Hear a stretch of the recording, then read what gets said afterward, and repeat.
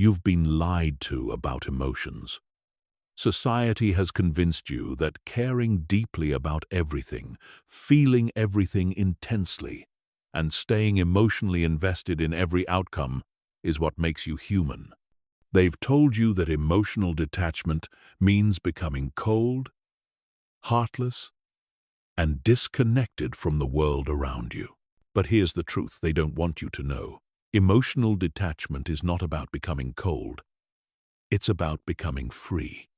It's about developing the ability to observe your emotions without being controlled by them.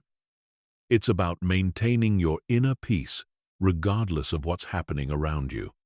And it's about creating space between yourself and the emotional chaos that keeps most people trapped in cycles of anxiety, frustration, and despair. The most successful people in the world, the ones who seem unshakable in the face of criticism, setbacks, and chaos, have mastered this art. They care deeply about their goals, their values, and their relationships. But they don't allow their emotions to dictate their decisions. They've learned to detach from outcomes without detaching from life itself. If you've ever felt overwhelmed by your emotions, if you've made decisions you regretted because you were angry or hurt, if you've lost sleep over things beyond your control, then this audiobook will change your life. You're about to learn the difference between healthy emotional detachment and toxic emotional numbness. You'll discover how to stay connected to what matters while freeing yourself from the emotional roller coaster that keeps most people stuck. By the time you finish listening, you'll have the tools to remain calm under pressure, make better decisions, and create the kind of inner peace that no external circumstance can disturb. But most importantly, you'll learn how to do all of this while still being a warm, caring, and deeply connected human being. Chapter 1.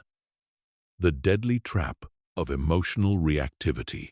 Right now, your emotions are controlling your life.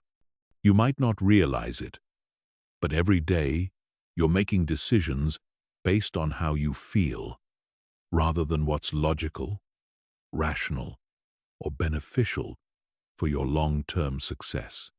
You're reacting instead of responding. You're being emotional instead of being strategic. And this single pattern is destroying your potential. Think about the last time you made a decision while angry. Maybe you sent an email you shouldn't have sent, said something you didn't mean, or quit something important because you were frustrated. Or think about the last time you avoided doing something necessary because you were afraid, anxious, or overwhelmed. These moments aren't isolated incidents. They're symptoms of a much deeper problem. You haven't learned to separate your emotions from your actions.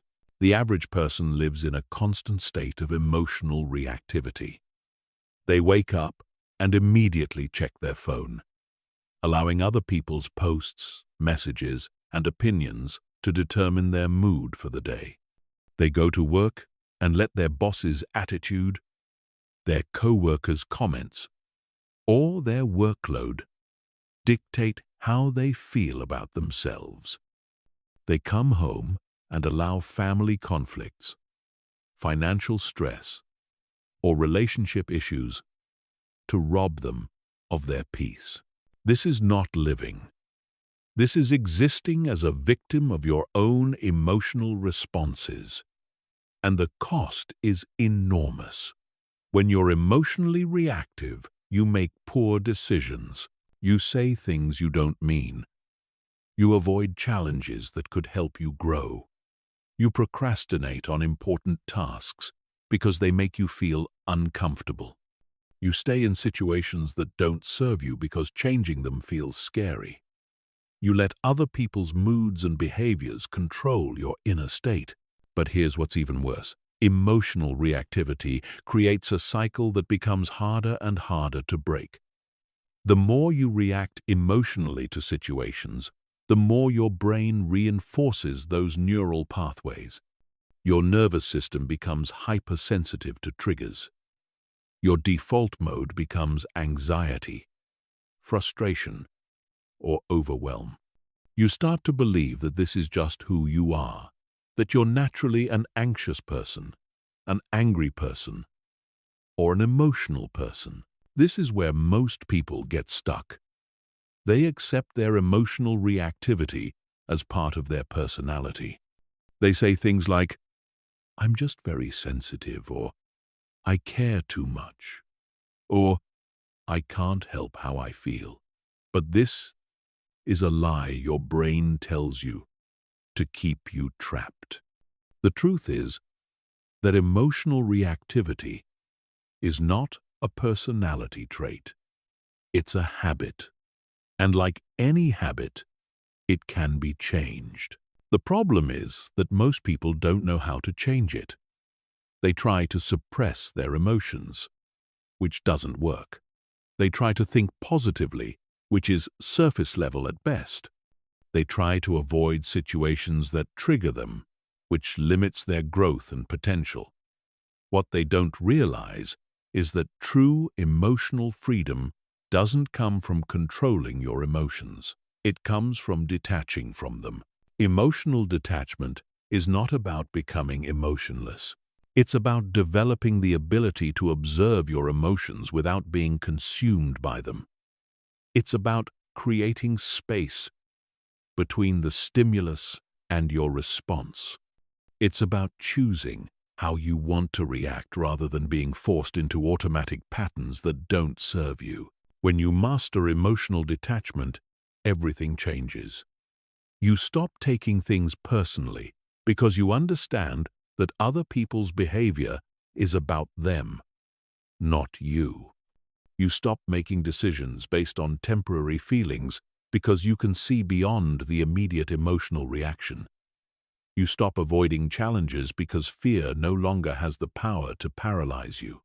You become the kind of person who stays calm in crisis, who makes rational decisions under pressure, and who maintains their inner peace regardless of external circumstances. But most people never develop this skill because they've been taught that detachment equals coldness. They think that if they stop feeling everything so intensely, they'll lose their humanity.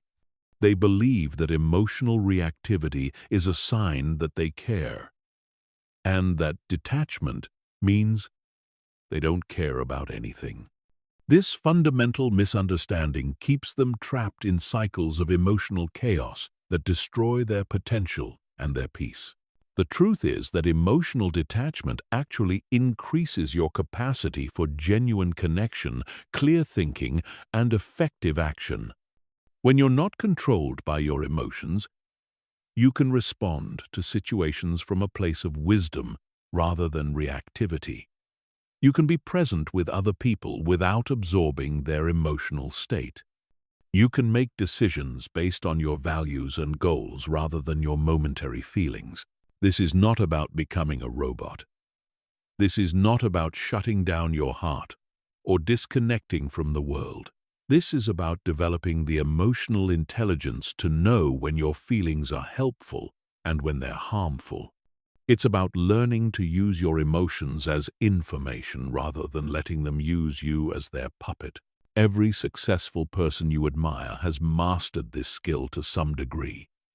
They've learned to detach from criticism without detaching from feedback. They've learned to detach from setbacks without detaching from their goals. They've learned to detach from other people's opinions without detaching from meaningful relationships. This is what separates high achievers from everyone else. They don't let their emotional reactions determine their actions. Chapter 2. Why most people confuse detachment with being cold. The biggest mistake people make when they hear about emotional detachment is thinking it means becoming cold, heartless, or disconnected from others. This misconception keeps millions of people trapped in emotional reactivity because they're afraid that developing detachment will turn them into someone they don't want to be. They imagine emotionally detached people as robotic, uncaring, and isolated from meaningful relationships. This fear is understandable because our culture has completely misrepresented what healthy emotional detachment looks like. We've been conditioned to believe that caring means suffering, that love means anxiety, and that being emotionally invested means being emotionally reactive.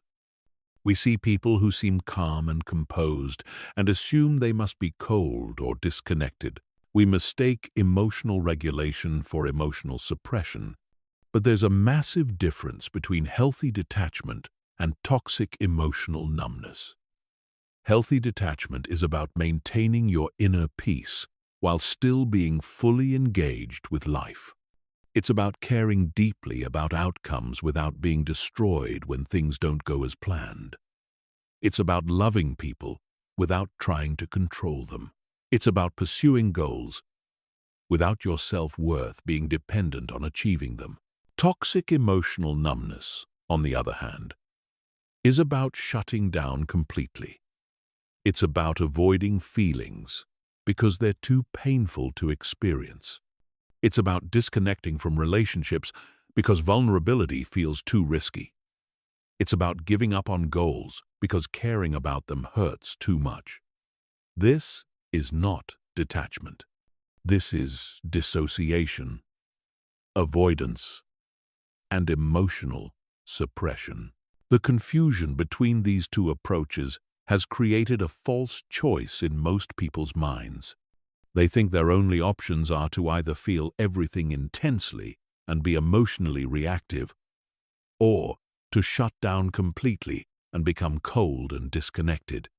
They don't realize there's a third option: feeling fully while maintaining your center. Think about the calmest, most composed person you know. Chances are they're not emotionless. They're not cold or uncaring. They simply don't let their emotions control their behavior. They can be disappointed without being devastated. They can be excited without being manic. They can be concerned without being anxious. They feel their emotions fully, but they don't let those emotions dictate their actions. This is what true emotional maturity looks like. It's not about having fewer feelings. It's about having a better relationship with the feelings you have. It's about developing the ability to experience emotions without being overwhelmed by them. It's about creating enough space between yourself and your emotional reactions that you can choose how to respond, rather than being forced into automatic patterns. Most people never develop this skill because they've been taught that intense emotional reactions are normal and even admirable. They've been told that if you don't worry about something, you don't care about it. They've been conditioned to believe that anxiety is the same as concern, that anger is the same as passion, and that emotional intensity is the same as emotional depth. But this is backwards thinking. True emotional depth comes from being able to experience the full spectrum of human emotion without being controlled by any single feeling. It comes from having enough emotional intelligence to know which emotions are serving you and which ones are sabotaging you. It comes from developing the wisdom to know when to engage with your emotions and when to detach from them. Consider how much energy you waste on emotional reactions that don't serve you. How much time do you spend worrying about things beyond your control? How often do you replay conversations in your head, getting angry about something someone said? How frequently do you avoid taking action because you're afraid of how you might feel if things don't work out? All of this emotional reactivity is stealing your power and limiting your potential. When you learn healthy emotional detachment, you reclaim that energy. Instead of spending your mental and emotional resources on reactions you can't control, you invest them in actions that can actually improve your situation. Instead of being at the mercy of your emotional responses, you become the architect of your emotional experience. This doesn't make you cold or heartless. It makes you effective. It makes you resilient. It makes you the kind of person others can rely on because they know you won't fall apart when things get difficult. You become someone who can be fully present in relationships because you're not constantly managing your own emotional chaos. The people who seem coldest are usually those who are most afraid of their emotions. They've shut down not because they don't feel, but because they feel too much and haven't learned how to manage it. True emotional detachment actually requires tremendous emotional intelligence and self-awareness. You have to understand your emotions deeply in order to develop a healthy relationship with them. When you master this skill, you'll discover something remarkable. You can care more deeply about things that matter while caring less about things that don't. You can love people more fully because you're not trying to control their behavior. You can pursue goals more passionately because your self-worth isn't dependent on achieving them. You can experience setbacks without being destroyed by them because your identity isn't tied to your temporary circumstances. This is the paradox of emotional detachment. The less attached you are to specific outcomes, the more engaged you can be with the process. The less you need things to go your way, the more effective you become at making things go your way.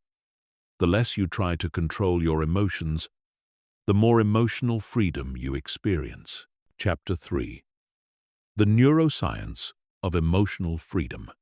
Your brain is not designed for the modern world. The emotional circuits that helped your ancestors survive in dangerous environments are now sabotaging your success in today's complex society. Understanding this neuroscience is crucial because you can't change what you don't understand. And most people are fighting their biology without realizing it. Deep in your brain, there's a small almond-shaped structure called the amygdala. This is your brain's alarm system, constantly scanning your environment for threats and triggering emotional responses designed to keep you alive. When your ancestors faced a predator, the amygdala would flood their system with stress hormones, preparing them to fight or flee. This response was perfect for immediate physical threats that required instant action. But your modern amygdala can't tell the difference between a saber-toothed tiger and a critical email from your boss. It responds to social rejection the same way it responds to physical danger. It treats financial stress like a life or death emergency. It interprets uncertainty as an immediate threat to your survival. And every time it gets triggered, it hijacks your rational thinking and forces you into emotional reactivity. This is why you feel anxious about things that aren't actually dangerous. This is why you get angry about situations that don't require aggression. This is why you feel overwhelmed by challenges that are actually manageable. Your ancient brain is constantly misinterpreting modern situations and triggering inappropriate emotional responses. The problem gets worse when you understand how neural pathways work. Every time you react emotionally to a situation, you strengthen the neural pathway that created that reaction. Your brain literally rewires itself based on how you respond to events. If you consistently react to stress with anxiety, you're training your brain to be anxious. If you regularly respond to criticism with anger, you're programming yourself to be defensive. If you habitually avoid challenges because they make you uncomfortable, you're conditioning yourself to be avoidant. This is why emotional reactivity becomes a self-reinforcing cycle. The more you react, the more reactive you become. The more you worry, the more your brain looks for things to worry about. The more you take things personally, the more everything feels personal. You're literally sculpting your brain through your habitual responses. And most people are sculpting themselves into anxious, reactive, emotionally unstable versions of who they could be. But here's the good news. Neuroplasticity works both ways. Just as you can train your brain to be reactive, you can train it to be detached. Just as you can condition yourself to be anxious, you can condition yourself to be calm. Just as you can program yourself to take things personally, you can reprogram yourself to maintain perspective. The key is understanding how to work with your neurology rather than against it. When you practice emotional detachment, you're literally changing your brain structure. You're weakening the neural pathways that create automatic reactive responses. And you're strengthening the pathways that create thoughtful, intentional responses. You're training your prefrontal cortex, the part of your brain responsible for rational thinking and emotional regulation, to override your amygdala's alarm signals. This process takes time because you're essentially reprogramming millions of years of evolutionary conditioning. Your brain wants to keep you safe, and it's been trained to interpret emotional intensity as a survival mechanism. But with consistent practice, you can teach your nervous system that calmness is actually safer than reactivity, that detachment is more effective than emotional investment, and that responding is more powerful than reacting. The key is creating space between stimulus and response. When something triggers an emotional reaction, there's a brief moment before your automatic response kicks in. Most people never notice this moment because their reactions happen so quickly. But with practice, you can learn to recognize this gap and use it to choose your response rather than being forced into your conditioning. This is where mindfulness becomes crucial. Mindfulness is not just about meditation or spiritual practice. It's about developing the neurological capacity to observe your thoughts and emotions without being consumed by them. It's about training your brain to notice what's happening internally without automatically reacting to it.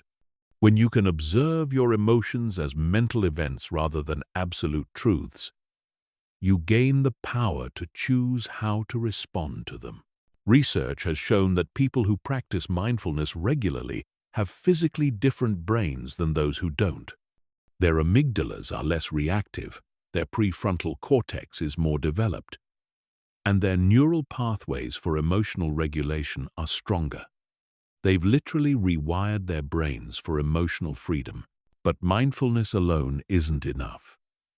You also need to understand the role of your nervous system in emotional reactivity. Your autonomic nervous system has two main branches. The sympathetic system, which activates your fight or flight response, and the parasympathetic system, which activates your rest and digest response. Most emotionally reactive people live in a chronic state of sympathetic activation, which keeps them in a constant state of emotional arousal. Learning to activate your parasympathetic nervous system is essential for emotional detachment. This means developing practices that signal safety to your nervous system. Deep breathing, progressive muscle relaxation, spending time in nature, engaging in creative activities, and cultivating positive social connections. When your nervous system feels safe, your amygdala calms down, and your prefrontal cortex comes back online. You can also use your understanding of neuroscience to reframe how you think about emotions.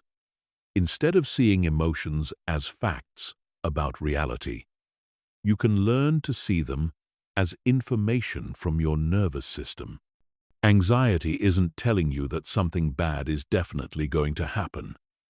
It's telling you that your brain has detected something it interprets as a potential threat.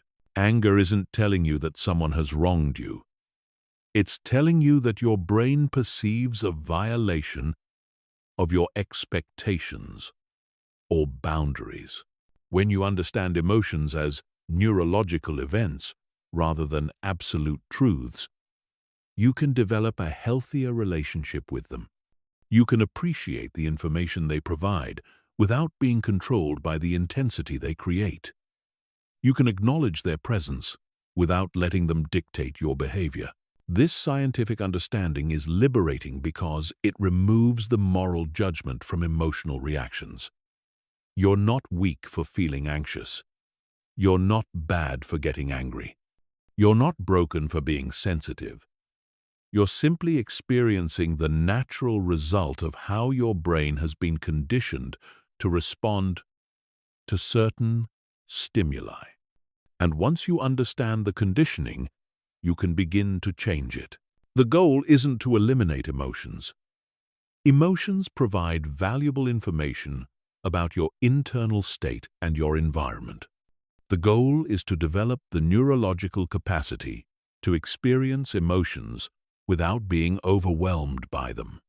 It's to create enough space between your emotional reactions and your behavioral responses that you can choose actions based on wisdom rather than reactivity. Chapter 4. The 3 levels of emotional detachment. Not all emotional detachment is created equal. There are 3 distinct levels of detachment, each with its own characteristics, benefits, and challenges.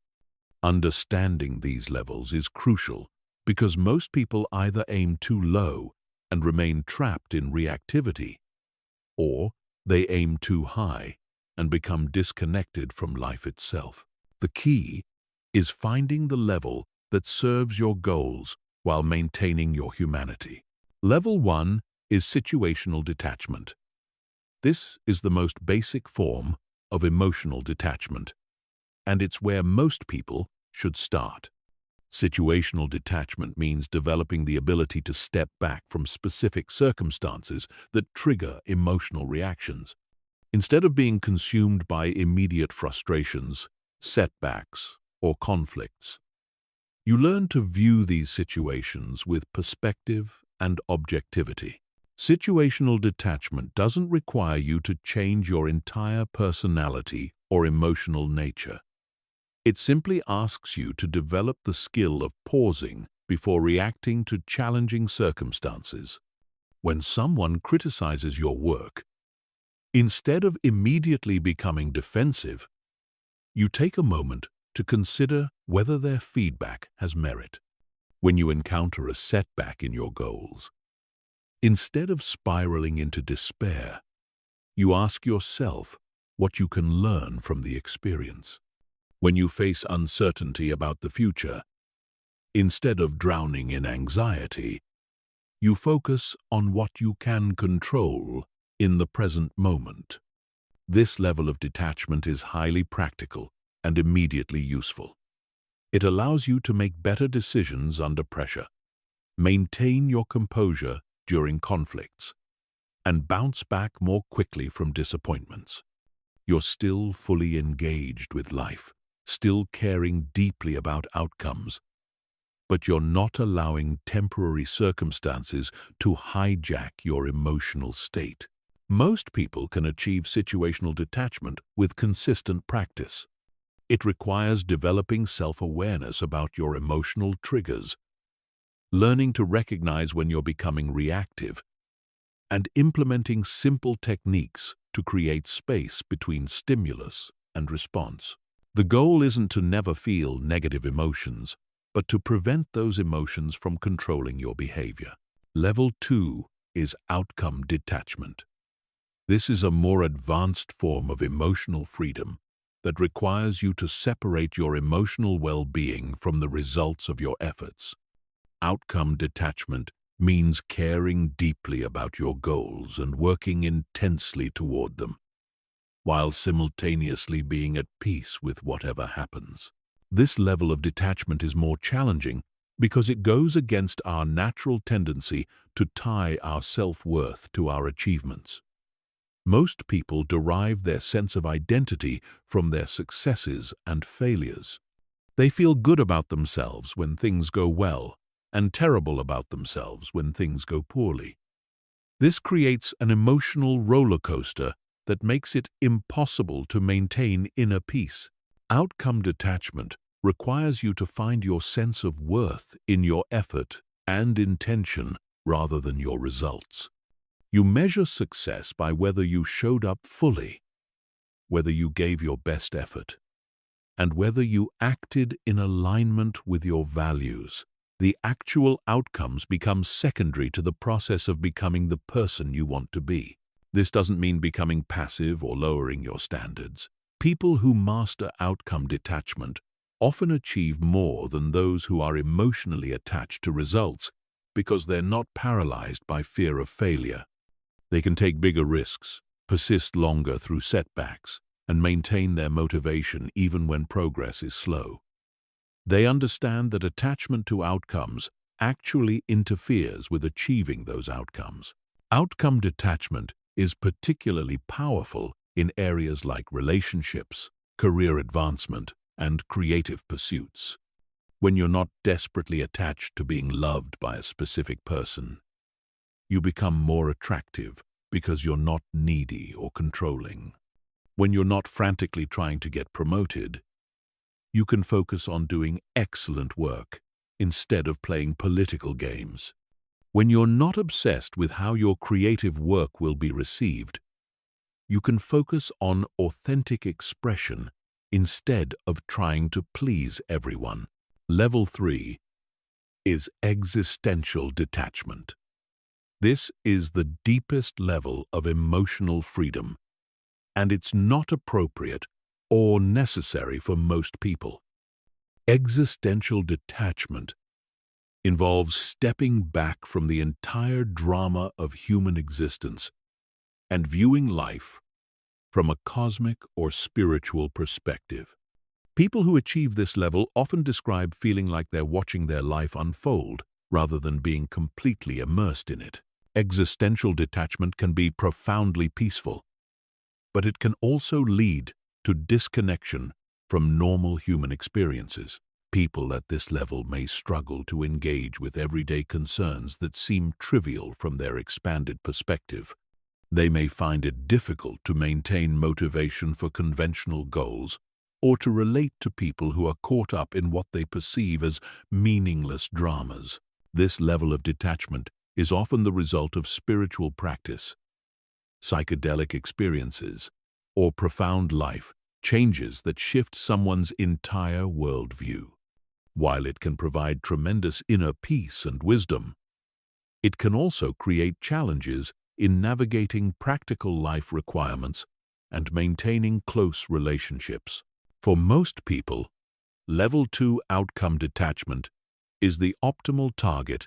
It provides the emotional freedom and inner peace that make life more enjoyable, while maintaining the engagement and motivation necessary for achievement and connection. It allows you to play the game of life fully while remembering that it's ultimately just a game. The key is understanding that these levels are not necessarily permanent states. You might operate at different levels in different areas of your life or at different times. You might be completely detached from your career outcomes while remaining emotionally invested in your family relationships. You might practice situational detachment during stressful periods while developing outcome detachment as a long-term goal. The progression through these levels is not linear. You might experience glimpses of outcome detachment during meditation or moments of crisis, then return to working on situational detachment in your daily life. The important thing is to understand where you are and where you want to be. Then choose practices that support your development. What's crucial to remember is that higher levels of detachment are not automatically better. The goal is not to become as detached as possible, but to develop the appropriate level of detachment for your life circumstances and personal goals. Someone raising young children might need to maintain more emotional investment than someone in a contemplative phase of life. Someone building a business might need more outcome attachment than someone focused on spiritual development. The art is in knowing when to engage and when to detach, when to care deeply and when to let go, when to fight for what you want and when to accept what is. This flexibility, this ability to move fluidly between engagement and detachment as circumstances require, is the hallmark of true emotional intelligence. Chapter 5. Breaking free from other people's emotions. One of the biggest challenges to emotional detachment is learning to separate your emotional state from the emotional states of the people around you. If you're naturally empathetic or sensitive, you've probably spent your entire life unconsciously absorbing other people's feelings, moods, and energy. You walk into a room and immediately sense the tension. You have a conversation with an anxious person and leave feeling anxious yourself. You watch the news and feel personally affected by tragedies happening to strangers on the other side of the world. This emotional absorption is often mistaken for compassion, but it's actually a form of emotional codependence that serves no one. When you take on other people's emotions, you don't help them feel better. You just add your own suffering to theirs. You become less capable of providing genuine support because you're too busy managing your own emotional reactions. You lose your center, your clarity, and your ability to respond effectively to the situation. The truth is that you are not responsible for other people's emotions, and other people's emotions are not your responsibility. This doesn't mean you don't care about others or that you ignore their feelings. It means you recognize that everyone is having their own emotional experience, and trying to control or absorb those experiences is both impossible and harmful. Most people struggle with this concept because they've been conditioned to believe that love means taking on other people's pain. They think that if they don't worry about someone, they don't care about them. They believe that staying calm when others are upset means they're being callous or unsupportive. But this is backwards thinking that creates suffering for everyone involved. Consider how much more helpful you can be when you maintain your emotional equilibrium.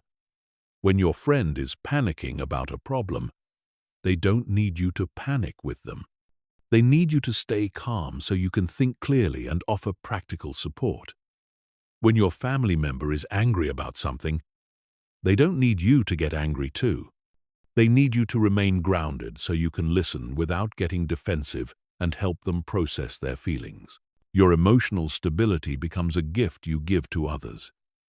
It creates a safe space where people can feel their emotions fully without fear that they'll overwhelm you or push you away. It allows you to be truly present with someone's pain without being consumed by it. It gives you the clarity to know when to offer advice, when to just listen, and when to set boundaries. But breaking free from emotional absorption requires more than just intellectual understanding. It requires developing practical skills for maintaining your energetic boundaries. You need to learn how to be empathetic without being a sponge, how to care without carrying, and how to support without sacrificing your own well-being. The first step is recognizing when you're absorbing emotions that aren't yours.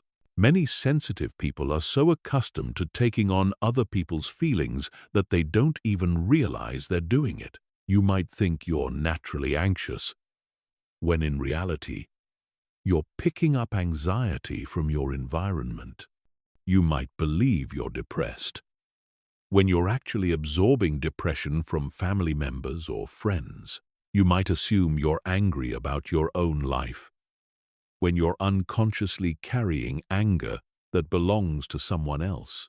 Start paying attention to how your emotional state changes in different environments and around different people. Notice if you feel drained after spending time with certain individuals. Observe whether your mood shifts dramatically based on the emotional atmosphere of your workplace or home. Become aware of how media consumption affects your mental and emotional state. Once you start recognizing emotional absorption, you can begin to practice energetic boundaries. This means consciously choosing which emotions you allow into your system and which ones you observe without taking on. It means developing the ability to witness someone else's emotional experience without making it your own.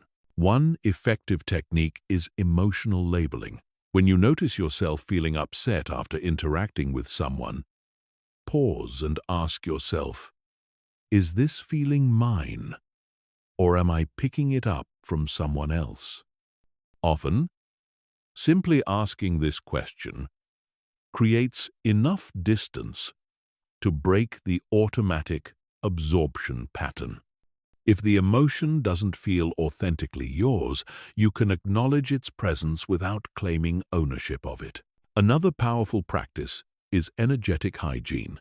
Just as you shower to clean your physical body, you need practices to cleanse your energetic body of emotions and energy that don't belong to you. This might involve meditation, spending time in nature, physical exercise, creative expression, or whatever helps you return to your natural emotional state. You can also use visualization techniques to strengthen your energetic boundaries. Imagine yourself surrounded by a protective bubble that allows love and positive energy to pass through while filtering out negative emotions that aren't yours. Visualize roots extending from your body into the earth, grounding you in your own energy and preventing you from floating away in someone else's emotional storm. Learning to set emotional boundaries is crucial for maintaining your detachment.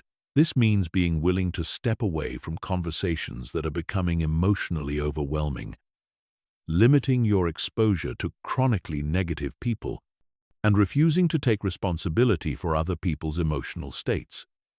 It means learning to say no to emotional manipulation and guilt trips. Many people resist setting these boundaries because they're afraid of seeming selfish or uncaring.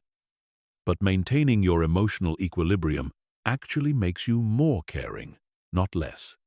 When you're not constantly overwhelmed by other people's emotions, you have more energy to offer genuine support. When you're not trying to fix everyone's feelings, you can be truly present with their experience. When you're not taking things personally, you can respond with wisdom rather than reactivity. The goal is to develop what could be called loving detachment. This means caring deeply about people while refusing to carry their emotional burdens. It means offering support without taking responsibility for outcomes. It means being present with someone's pain without trying to eliminate it for them. This kind of detachment actually deepens your relationships because it removes the codependent dynamics that keep people stuck. When you stop trying to manage other people's emotions, you give them the space to develop their own emotional intelligence. When you stop absorbing their feelings, you model what healthy emotional boundaries look like. When you maintain your own center, you become someone others can rely on for stability and wisdom. Remember, your emotional state is your responsibility, and it's also your power. Every time you allow someone else's emotions to control how you feel, you're giving away your power to choose your own experience. Every time you absorb emotions that don't belong to you, you're diluting your own emotional clarity. Every time you try to fix someone else's feelings, you're preventing them from developing their own emotional resilience. True compassion means allowing people to have their own emotional experiences while offering support from a place of strength rather than shared suffering. It means caring without carrying, loving without losing yourself, and supporting without sacrificing your own well-being. This is not selfishness. This is emotional intelligence, and it's the foundation of healthy relationships and genuine service to others. Chapter 6. The Art of Observing Without Reacting. The most powerful skill you can develop is the ability to observe your thoughts and emotions without immediately reacting to them. Most people are completely identified with their mental and emotional activity. When they have a thought, they believe it. When they feel an emotion, they become it. When something happens, they react automatically. This complete identification with their internal experience is what keeps them trapped in cycles of reactivity and suffering. But you are not your thoughts. You are not your emotions. You are the awareness that observes them. This distinction is not philosophical theory. It's practical psychology that can transform your life. When you learn to step back and observe your internal experience rather than being consumed by it, you gain the power to choose your responses instead of being forced into automatic reactions. Think about it this way. Right now, you're aware that you're listening to these words, but you're also aware of other things happening simultaneously. You might notice sounds in your environment, physical sensations in your body, or thoughts commenting on what you're hearing. This awareness that notices all these different experiences is constant and unchanging, even though the things it observes are constantly shifting. This observing awareness is your true self. Everything else, your thoughts, emotions, sensations, and experiences, are temporary events happening within this awareness. When you identify with the temporary events, you get caught up in their drama. When you identify with the observing awareness, you gain perspective and freedom. Developing this observer perspective requires practice because your brain has been conditioned to immediately react to whatever arises in your experience. You've been trained to believe that every thought is important, every emotion is meaningful, and every sensation requires attention. But this is not true. Most of your thoughts are repetitive, mental chatter. Most of your emotions are conditioned responses to familiar triggers. Most of your sensations are just information about your current state. The key is learning to notice what's happening in your mind without getting pulled into the content. When you feel angry, instead of immediately justifying why you should be angry or trying to eliminate the anger, you simply notice there is anger present. When you have an anxious thought, instead of believing the thought or fighting with it, you observe there is an anxious thought arising. When you feel disappointed, instead of wallowing in the disappointment or pushing it away, you acknowledge there is disappointment here. This simple shift in language creates profound change in your relationship with your experience. Instead of saying, "I am angry," you say, "There is anger." Instead of saying, "I am anxious," you say, "There is anxiety." Instead of saying, "I am sad," you say, "There is sadness." This subtle change in perspective creates space between you and your emotional reactions, giving you room to choose how to respond. The practice of observing without reacting is like developing a muscle. At first, it feels awkward and unnatural. Your conditioned patterns will pull you back into identification with whatever you're experiencing. You'll catch yourself getting lost in thoughts, carried away by emotions, or reacting automatically to triggers. This is normal and expected. The goal is not to never get caught up in your experience, but to catch yourself more quickly and return to the observer perspective more easily. Start with simple observations throughout your day. Notice when you're thinking without getting involved in the content of your thoughts. Observe when emotions arise without immediately judging them as good or bad. Pay attention to physical sensations without automatically trying to change them. Practice watching your reactions to external events without being consumed by those reactions. One powerful technique is to narrate your experience as if you were a neutral scientist studying your own mind. I notice tension in my shoulders. I observe thoughts about tomorrow's meeting. I see frustration arising about this traffic. I feel excitement about this opportunity. This narration helps you maintain the observer perspective instead of becoming completely identified with whatever you're experiencing. Another effective practice is to ask yourself questions that shift you into observer mode. What am I thinking right now? What am I feeling in this moment? What sensations are present in my body? What story am I telling myself about this situation? These questions activate your observing awareness and create distance from whatever you're experiencing. The observer perspective is particularly powerful during emotional triggers. When someone says something that normally would make you angry, instead of immediately defending yourself or attacking them, you can observe. There is anger arising. There is a desire to defend. There is tension in my chest. This observation creates enough space for you to choose a response, instead of being forced into a reaction. Over time, this practice fundamentally changes your relationship with your inner experience. You begin to see thoughts as mental events rather than absolute truths. You start to experience emotions as temporary visitors rather than permanent residents. You recognize sensations as information rather than commands. You realize that you can observe all of these experiences without being controlled by any of them. This doesn't mean you become passive or indifferent to your experience. You still feel fully and think clearly.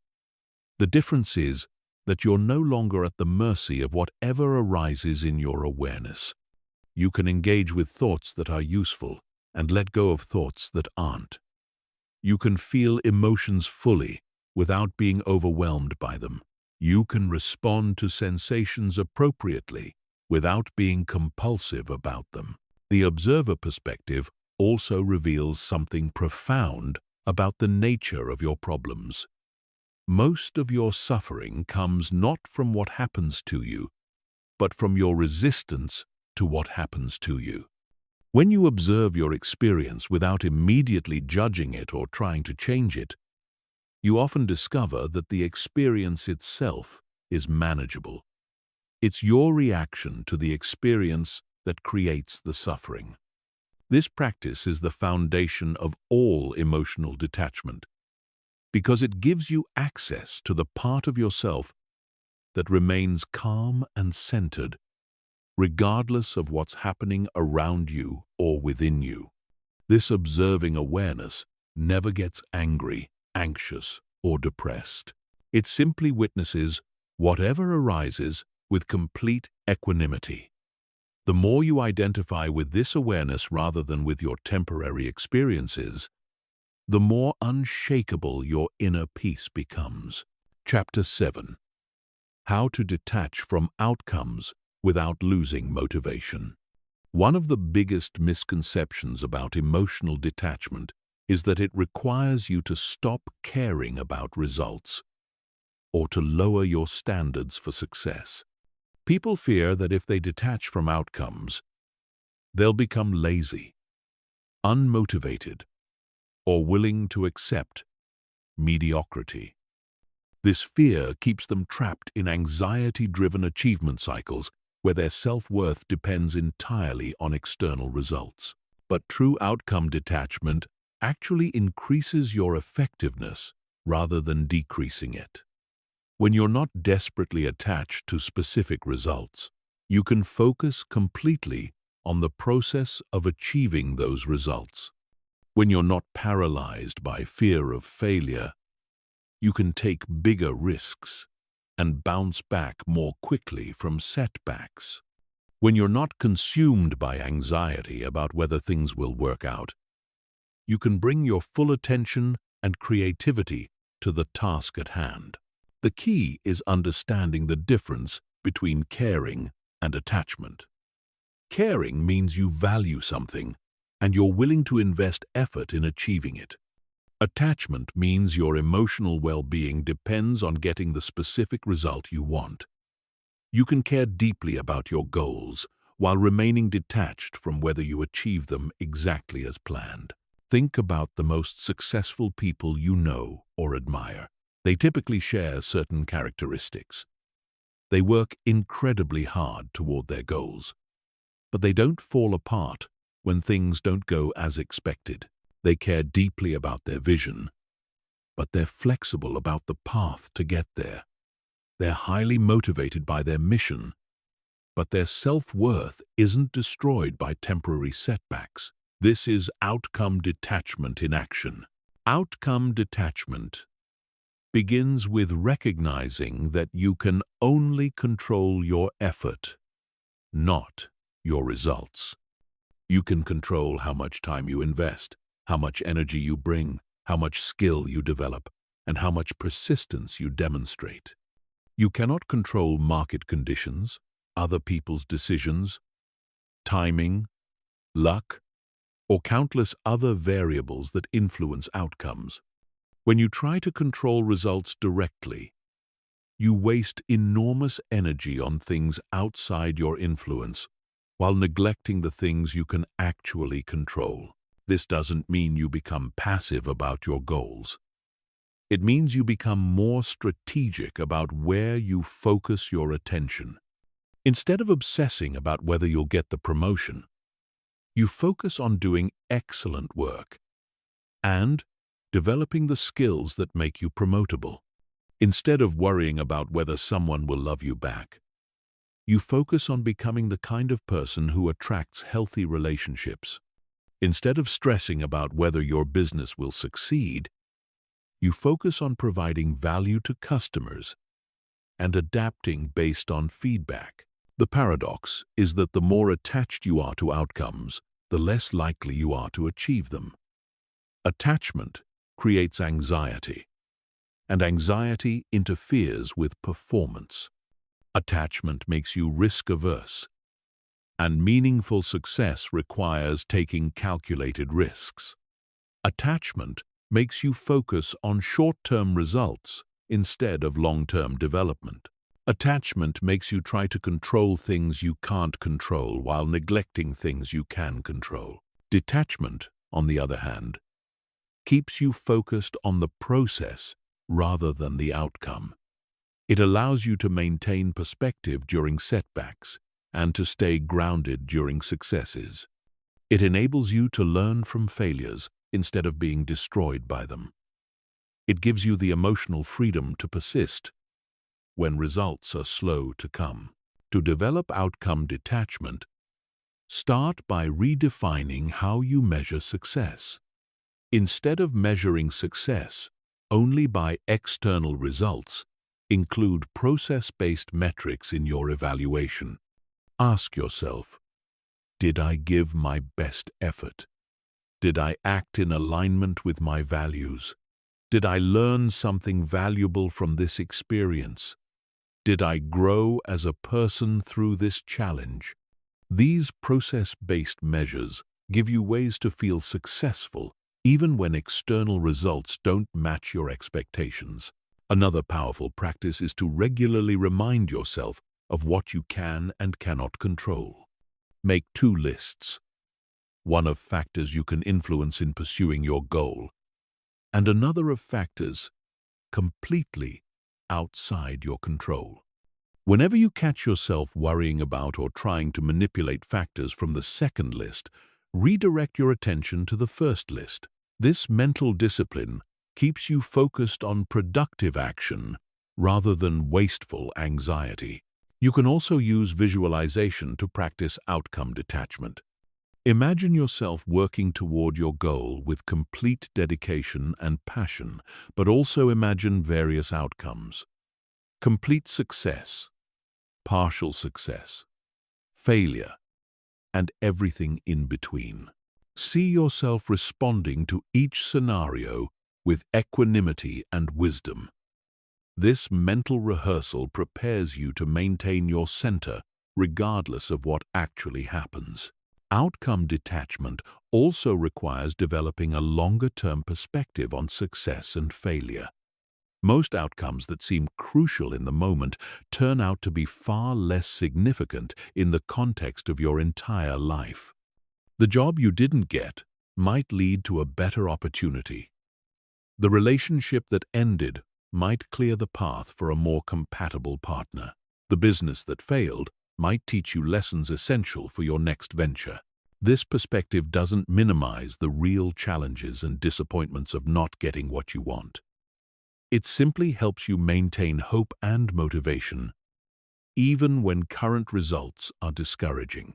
It reminds you that your path to fulfillment rarely follows a straight line, and that apparent setbacks are often redirections towards something better.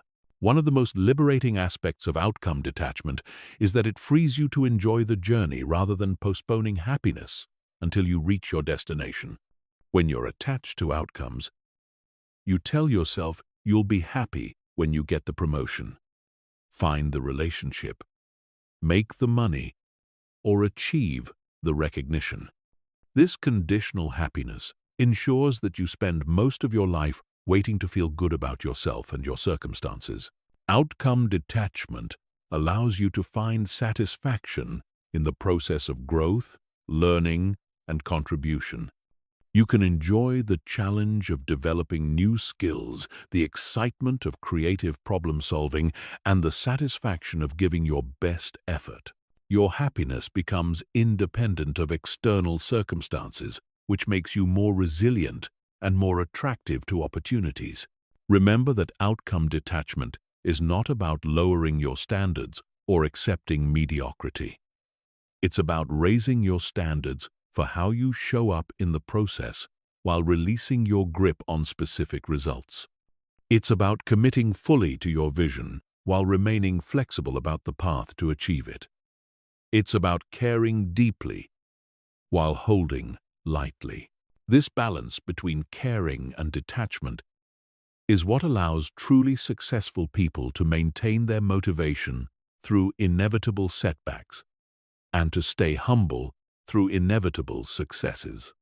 They understand that results are important feedback about the effectiveness of their actions, but they don't let those results determine their self-worth or their commitment to their mission.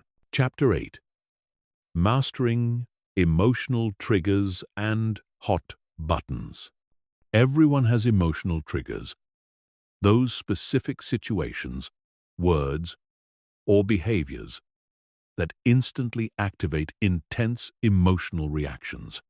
Maybe it's being criticized, feeling excluded, being told you're wrong, or having your competence questioned. These triggers bypass your rational mind and send you straight into reactive mode, often causing you to say or do things you later regret. Understanding and mastering your emotional triggers is essential for developing true emotional detachment. Your triggers are not random. They're typically connected to your deepest fears, insecurities, and unhealed wounds.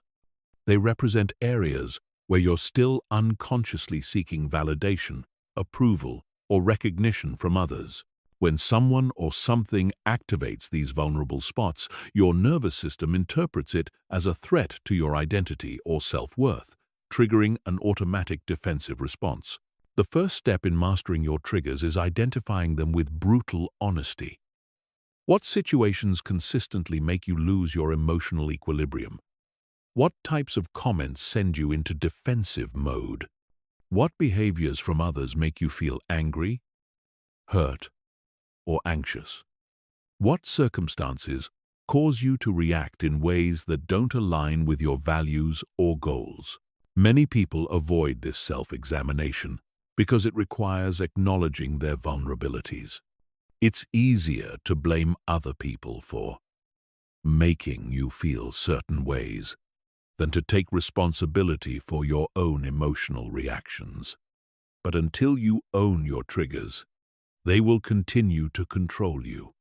Until you understand what activates your defensive patterns, you'll remain at the mercy of anyone who knowingly or unknowingly pushes your buttons. Once you've identified your triggers, the next step is understanding their origins. Most triggers are rooted in past experiences where you felt threatened, diminished, or invalidated. Maybe you were criticized harshly as a child, so now any feedback feels like an attack. Maybe you were excluded from social groups, so now feeling left out activates deep insecurity. Maybe you were made to feel incompetent, so now having your abilities questioned sends you into defensive mode. Understanding the origin of your triggers doesn't excuse your reactive behavior, but it does help you respond with compassion rather than judgment when they get activated. It also helps you realize that your triggers are often about the past rather than the present situation. When someone questions your decision, you might be reacting to childhood experiences of having your judgment dismissed rather than to the current conversation. The goal is not to eliminate your triggers entirely. That's neither realistic nor necessary.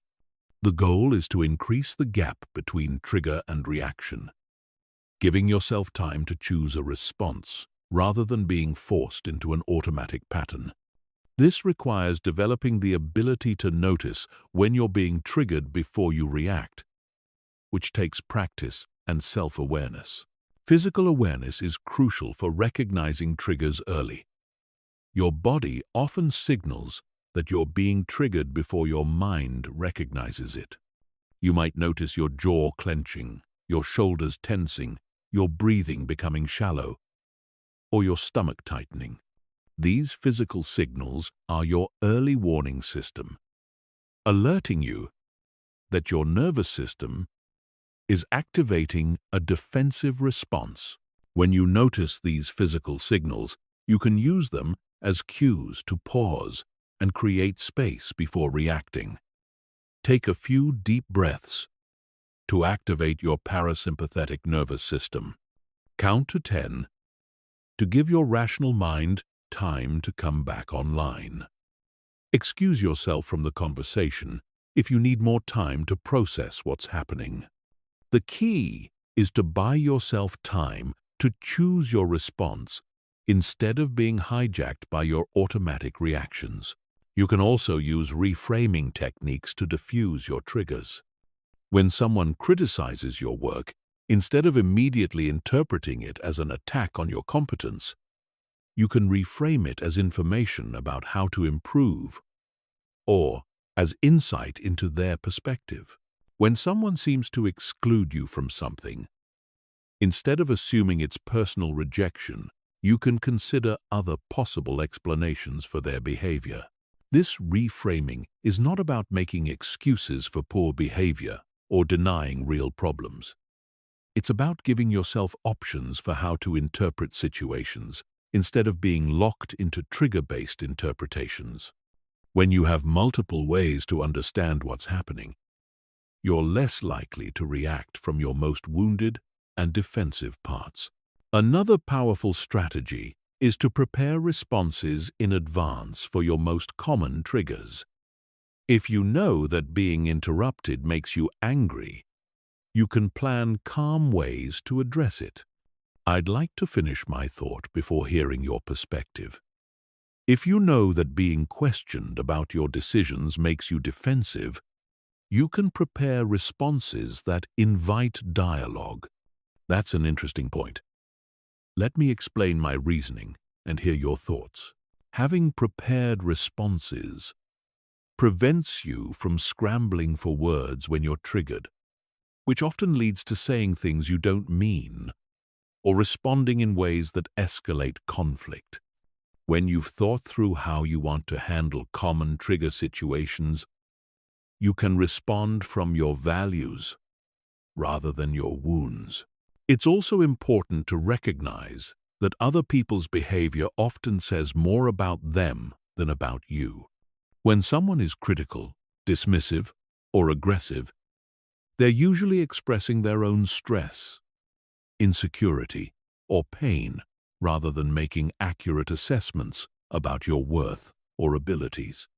This understanding doesn't excuse inappropriate behavior, but it does help you avoid taking things personally.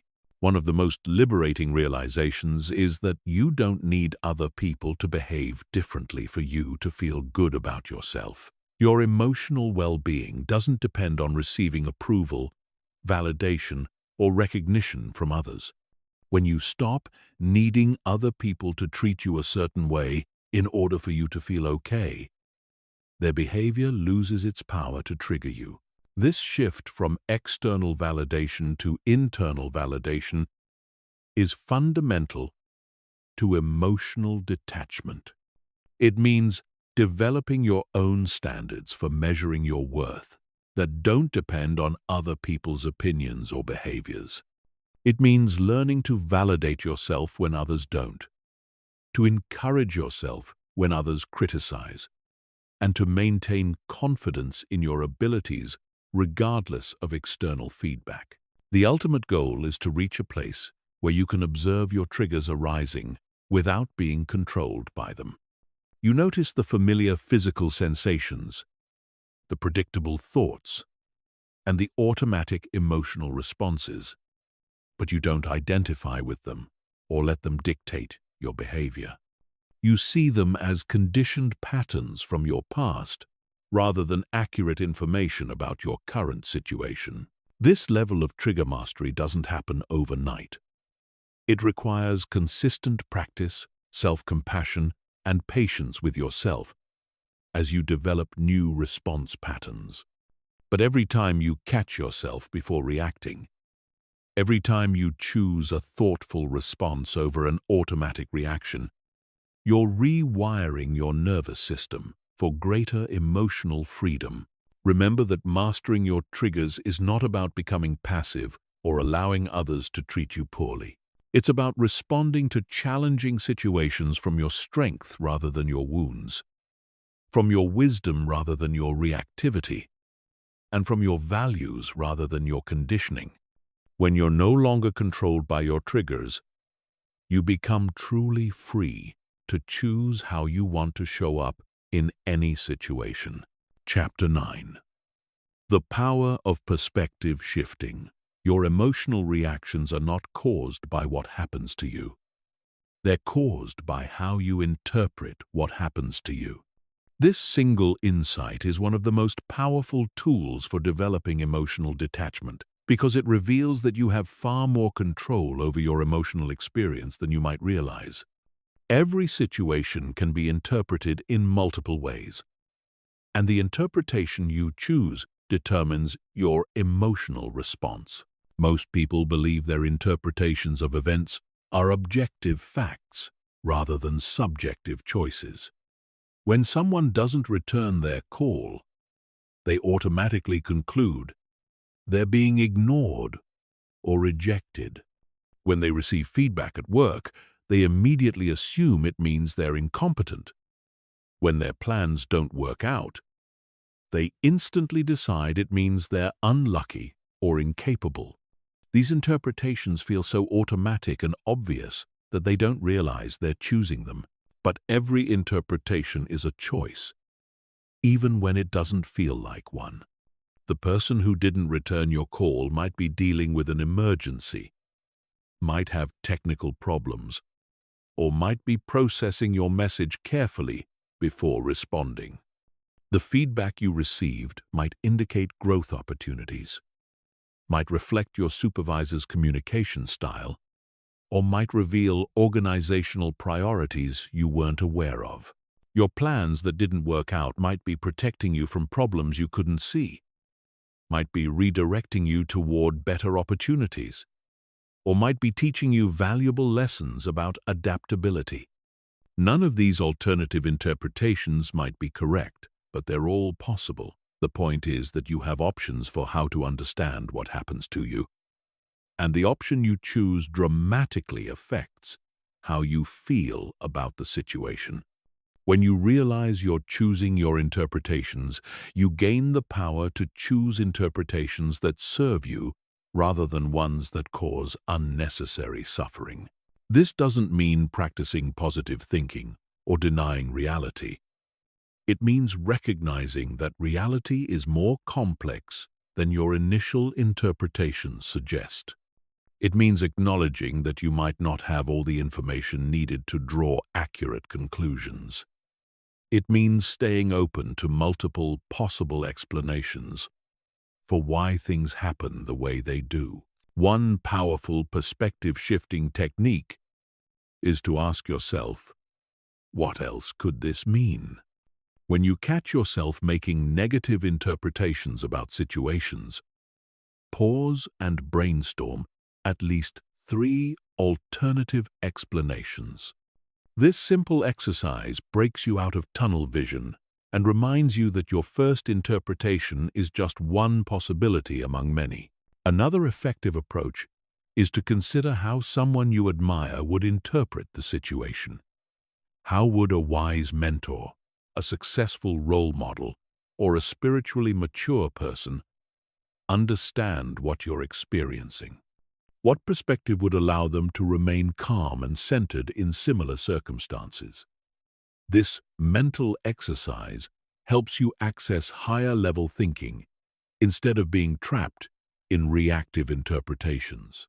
You can also practice temporal perspective shifting by asking how you'll view this situation in different time frames. How important will this seem in 1 week, 1 month, 1 year? 5 years? This exercise often reveals that situations that feel catastrophic in the moment are actually minor blips in the larger context of your life. It helps you maintain proportion and avoid emotional overwhelm about temporary circumstances. Perspective shifting is particularly powerful for dealing with other people's behavior. When someone acts in ways that trigger your defensiveness, try to understand their behavior from their perspective. What might they be feeling or experiencing that would lead them to act this way? What pressures, fears, or needs might be driving their behavior? This doesn't excuse inappropriate behavior, but it helps you avoid taking things personally and allows you to respond with wisdom rather than reactivity. One of the most transformative perspective shifts is moving from victim consciousness to creator consciousness. Victim consciousness interprets challenges as things happening to you that you have no control over. Creator consciousness interprets challenges as opportunities to grow, learn, and develop resilience. Victim consciousness focuses on what you can't control and feels powerless. Creator consciousness focuses on what you can influence and takes responsibility for your response. This shift doesn't mean blaming yourself for things outside your control or pretending that genuine hardships aren't difficult. It means recognizing that regardless of what happens to you, you always have the power to choose your response. You can't always control what occurs in your life, but you can always control what it means to you and how you let it affect you. Another powerful reframe is moving from scarcity thinking to abundance thinking. Scarcity thinking interprets setbacks as evidence that there aren't enough opportunities, that success is limited, or that you're running out of time. Abundance thinking sees setbacks as course corrections, recognizes that opportunities are constantly emerging, and trusts that persistence and adaptation lead to eventual success. When you didn't get the job you wanted, Scarcity thinking says there are no good opportunities left, and you'll never find work you love. Abundance thinking says this frees you to find an even better fit, and that the right opportunity is still coming. When a relationship ends, scarcity thinking says you'll never find love again, and there's something wrong with you. Abundance thinking says you've learned valuable lessons about compatibility, and you're now more prepared for a healthy relationship. You can also practice philosophical perspective shifting by considering different wisdom traditions' approaches to challenges. How would a Stoic philosopher view your current difficulties? They might see them as opportunities to practice virtue and build character. How would a Buddhist approach your suffering? They might view it as an inevitable part of human existence that can lead to greater compassion and understanding. How would someone with deep faith interpret your struggles? They might see them as part of a larger plan that you can't fully understand yet. The goal is not to find the right perspective, but to realize that you have options. When you're stuck in one interpretation that's causing you suffering, exploring alternative perspectives can free you from that suffering. When you're feeling hopeless about a situation, shifting to a different viewpoint can restore your sense of possibility and agency. Perspective shifting becomes easier with practice because it's essentially a form of mental flexibility training. The more you consciously choose different interpretations, the more natural it becomes to see situations from multiple angles. You develop what could be called interpretive agility that prevents you from getting stuck in rigid, suffering-inducing viewpoints. This skill is invaluable for maintaining emotional detachment because it prevents you from being trapped by limiting interpretations of your experience. When you realize that your emotional reactions are based on interpretations you're choosing, you gain tremendous power over your emotional state. You become the author of your own experience rather than the victim of circumstances and other people's behavior.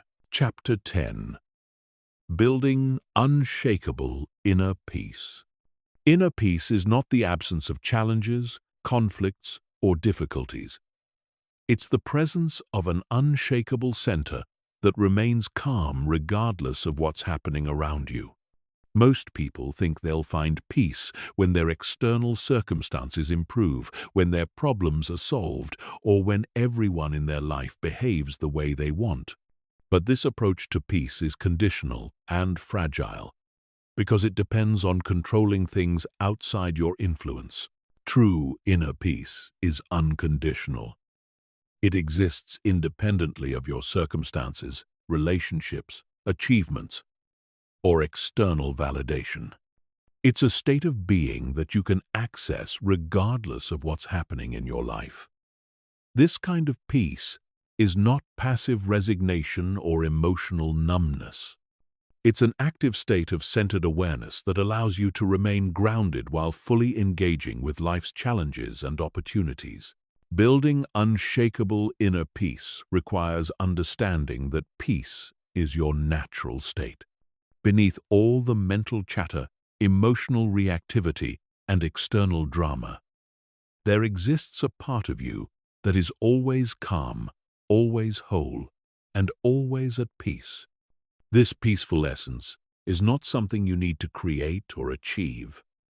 It's something you need to uncover by removing the layers of conditioning, reactivity, and identification that obscure it. Your thinking mind is the primary obstacle to accessing this natural peace. Your mind is constantly generating thoughts, judgments, stories, and interpretations about your experience. It's analyzing the past, planning for the future, and commenting on the present. This mental activity is not inherently problematic, but when you identify completely with your thoughts, they disturb your peace. The key is learning to use your mind as a tool rather than being used by it. This means developing the ability to think when thinking is helpful and to be still when stillness is more appropriate. It means recognizing that thoughts are mental events occurring within your awareness, rather than absolute truths about reality. When you can observe your thoughts without being consumed by them, you regain access to the peace that exists beneath the mental noise. Emotional reactivity is another major disturbance to inner peace. When you're constantly reacting to internal and external triggers, you live in a perpetual state of agitation. Every emotion feels urgent and important. Every situation seems to require an immediate emotional response. Every challenge feels like a threat to your well-being. This reactive mode makes sustainable peace impossible because you're always responding to the latest emotional emergency. Developing emotional detachment, as we've discussed throughout this audiobook, is essential for inner peace. When you can observe emotions without being controlled by them, when you can feel without being overwhelmed, and when you can respond rather than react, you create space for peace to emerge naturally. Emotions become information rather than commands, temporary visitors rather than permanent residents.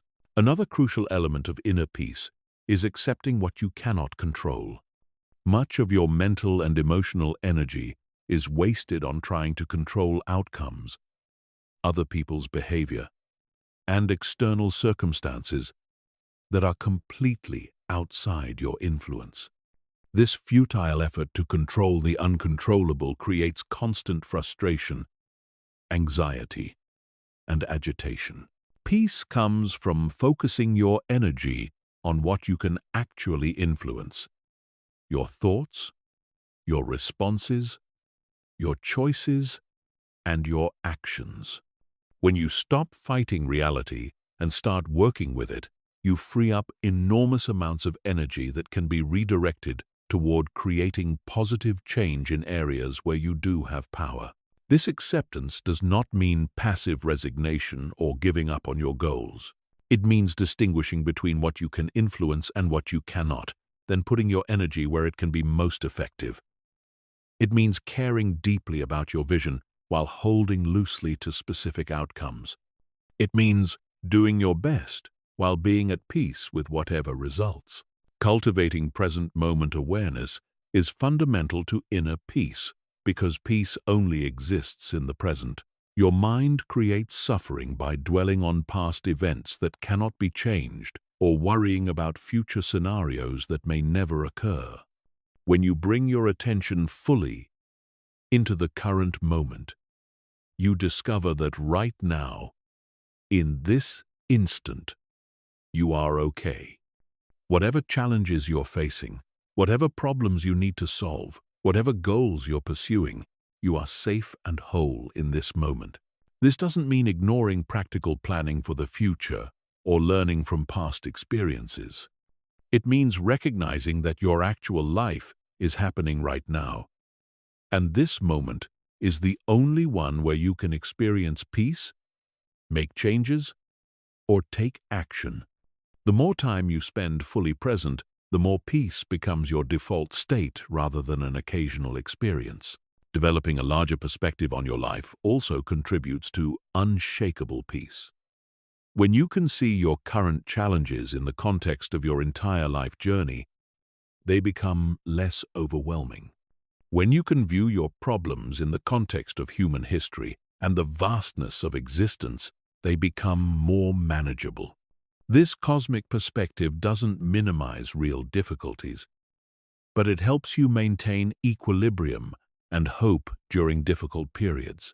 You can cultivate this perspective through practices like meditation, spending time in nature, studying philosophy or spirituality, or simply taking time to reflect on the larger patterns and purposes in your life.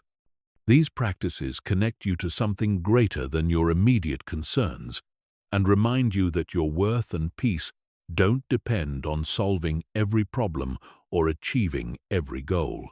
Creating supportive practices and environments is also essential for maintaining inner peace. This might include regular meditation, prayer, or quiet reflection. It might involve spending time in peaceful, natural settings, engaging with inspiring books or teachings, or connecting with people who embody the peace you want to develop. It might mean limiting exposure to constantly stimulating media, toxic relationships, or unnecessarily stressful environments. These practices and environmental choices are not about avoiding life's challenges, but about creating a strong foundation of peace that you can draw upon when difficulties arise. When you regularly connect with your peaceful center during calm periods, it becomes easier to access during stressful times. Inner peace is ultimately about coming home to yourself. It's about discovering that everything you've been seeking outside yourself, validation, security, happiness, love, already exists within you. It's about realizing that your peace doesn't depend on getting what you want, but on wanting what you have. It's about understanding that you are already complete, already worthy, and already whole, regardless of your external circumstances or achievements. This inner peace is not a destination you reach, but a way of being you can choose in each moment. It's available to you right now, regardless of what problems you're facing or what goals you're pursuing. It's your birthright, your natural state, and your greatest gift to yourself and others. When you embody this peace, you become a source of stability and wisdom in a chaotic world. And you demonstrate what's possible when someone learns to live from their center rather than their circumstances. Chapter 11.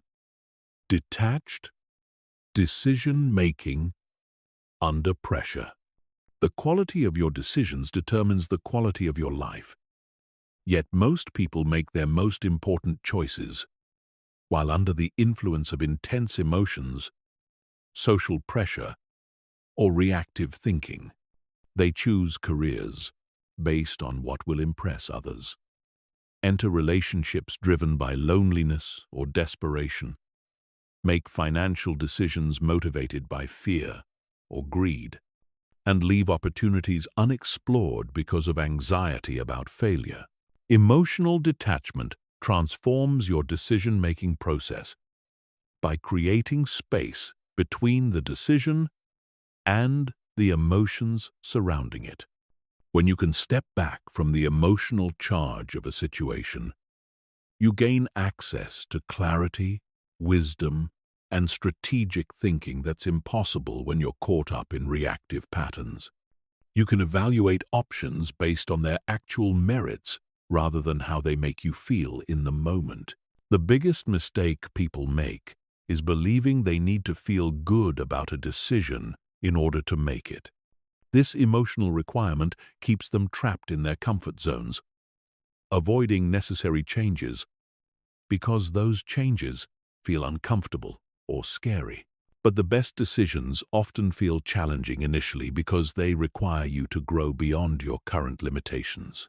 Emotional detachment allows you to choose growth over comfort, long-term benefit over short-term ease.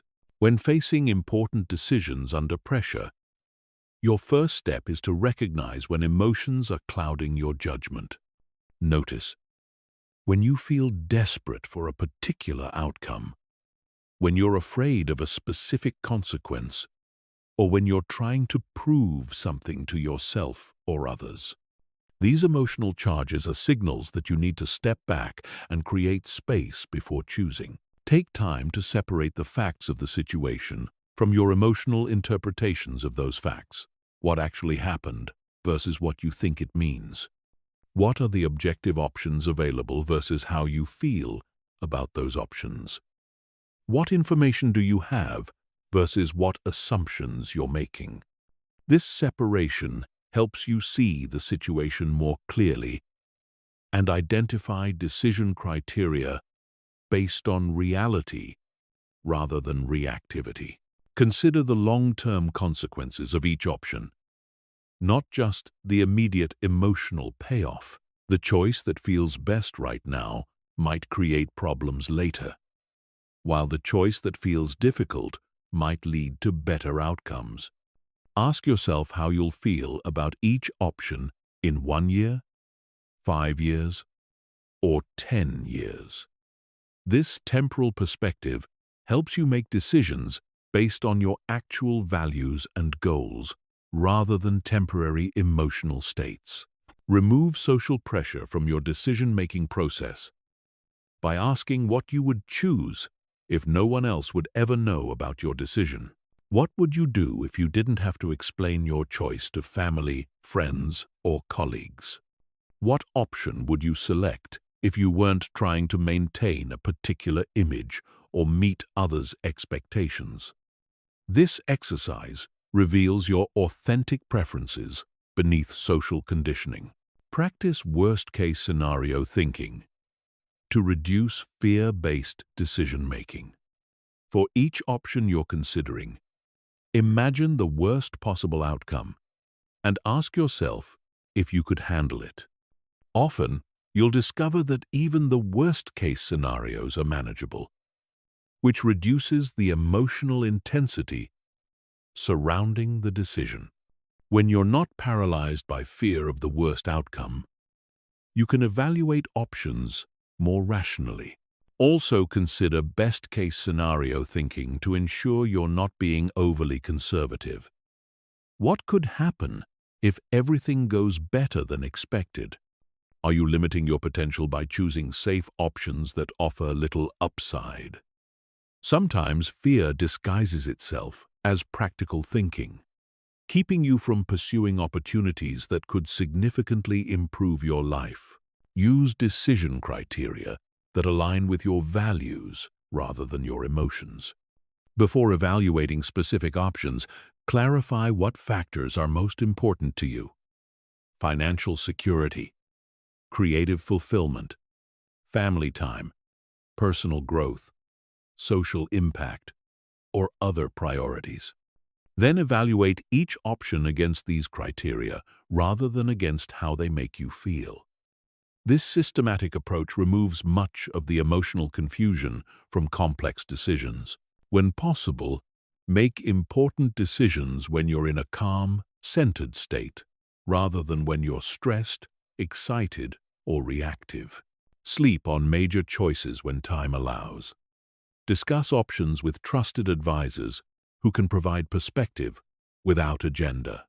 Take breaks from thinking about the decision to let your unconscious mind process the information. These practices help you access your wisdom rather than your reactivity. Practice making small decisions from a detached perspective to build your skill for larger choices. When choosing what to eat, what to wear, or how to spend your free time, notice when emotions or social pressure influence your choices, and practice stepping back to consider what actually serves you best. This daily practice strengthens your ability to detach from emotional reactions when making bigger decisions. Learn to distinguish between intuition and emotional reaction. Intuition often feels quiet, clear, and aligned with your deeper knowing. Emotional reactions feel urgent, desperate, or driven by trying to avoid or obtain something. Intuition points toward growth and authenticity. Emotional reactions point toward comfort and validation. Developing this discernment helps you use your inner guidance without being hijacked by reactive patterns.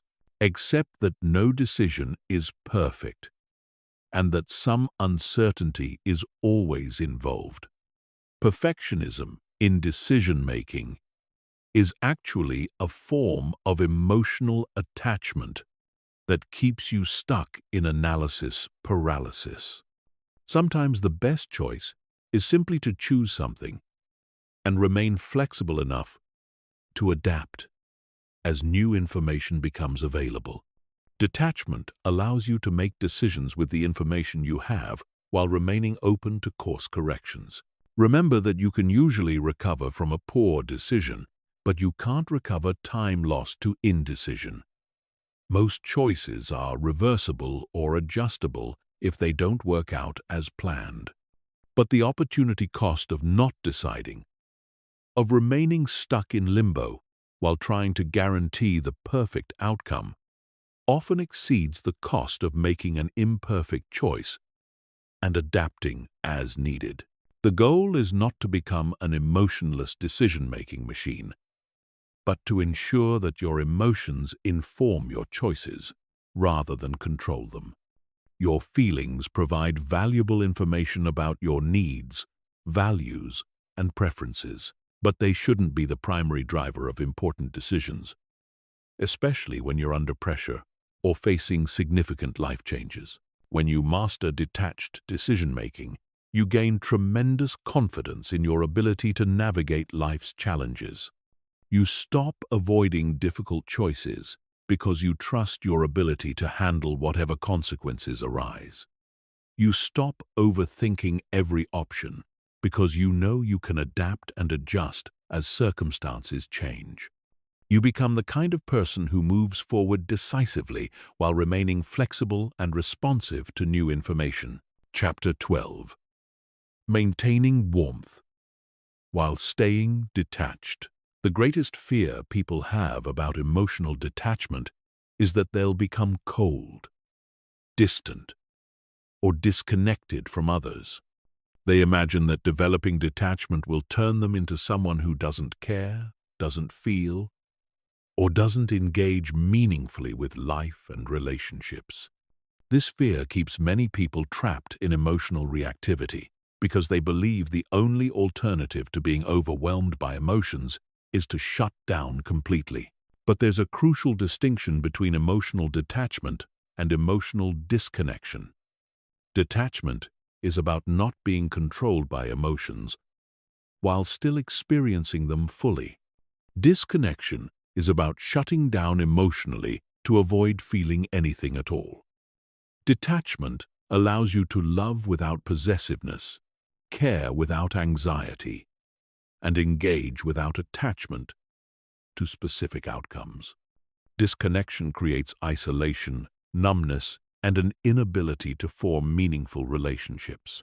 True emotional detachment actually increases your capacity for genuine warmth and connection because it removes the barriers that prevent authentic intimacy. When you're not desperately seeking validation, approval, or emotional regulation from others, you can show up more fully in relationships. When you're not trying to control other people's responses to maintain your own emotional stability, you can love them more freely. When you're not taking everything personally, you can be more present with their actual experience, rather than being consumed by your reactions to their experience. The key to maintaining warmth while staying detached is understanding that love and attachment are not the same thing. Love is a state of appreciation, care, and connection that flows freely without conditions. Attachment is a form of emotional dependency that seeks to control or possess the object of your affection. Love wants the best for the other person, even if it doesn't serve your immediate interests. Attachment wants the other person to behave in ways that make you feel secure, valued, or comfortable. You can love someone deeply while being detached from whether they love you back. You can care about someone's well-being while being detached from their choices. You can enjoy someone's company while being detached from whether they always want to spend time with you. This detached love is actually more genuine because it's not conditional on receiving something in return. Practice expressing care through presence rather than through emotional intensity. Many people mistake emotional reactivity for caring. They think that worrying about someone proves love, that getting upset about their problems shows concern, or that trying to fix their issues demonstrates care. But true presence, the ability to be fully with someone without trying to change them or absorb their emotional state, is often more helpful and certainly more sustainable. When someone you care about is struggling, instead of joining them in their emotional turmoil, offer them the gift of your calm presence. Listen without immediately trying to solve their problems. Acknowledge their experience without taking responsibility for their feelings. Provide support without taking over their healing process. This kind of presence requires emotional detachment because it asks you to care without carrying, to empathize without absorbing, and to help without controlling. Develop the ability to hold space for other people's emotions without making those emotions about you. When someone is angry, you don't need to defend yourself immediately or take their anger personally. When someone is sad, you don't need to cheer them up or absorb their sadness. When someone is excited, you don't need to match their energy level to prove you care. You can simply acknowledge their emotional experience and respond appropriately without losing your own center. This emotional independence actually makes you more attractive in relationships because people can sense that you're with them by choice rather than neediness. They don't have to manage your emotions in order to maintain the relationship. They don't have to be someone they're not to keep you happy. They can be authentic around you because they know you won't fall apart if they're having a difficult day, or won't leave if they don't constantly validate you. Express appreciation and affection without expecting specific responses. Tell people you love them because you want to express that truth, not because you need to hear it back. Compliment others because you genuinely appreciate something about them, not because you want compliments in return. Offer help because you want to contribute, not because you need to feel needed. This unconditional expression of care is possible when you're detached from outcomes and secure in your own emotional state. Set boundaries with love rather than anger or resentment. When you need to say no to someone, decline a request, or address problematic behavior, you can do so from a place of caring rather than reactivity. Boundaries set with detachment are firm but kind, clear but not cruel. They protect your well-being without punishing the other person for having needs or desires that you can't meet.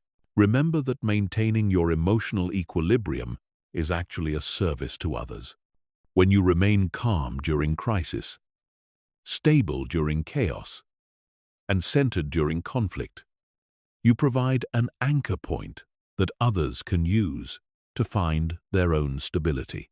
Your detached presence becomes a gift that helps others access their own inner peace and wisdom. Practice unconditional positive regard, the ability to maintain respect and caring for someone regardless of their behavior. This doesn't mean accepting abuse or enabling destructive patterns.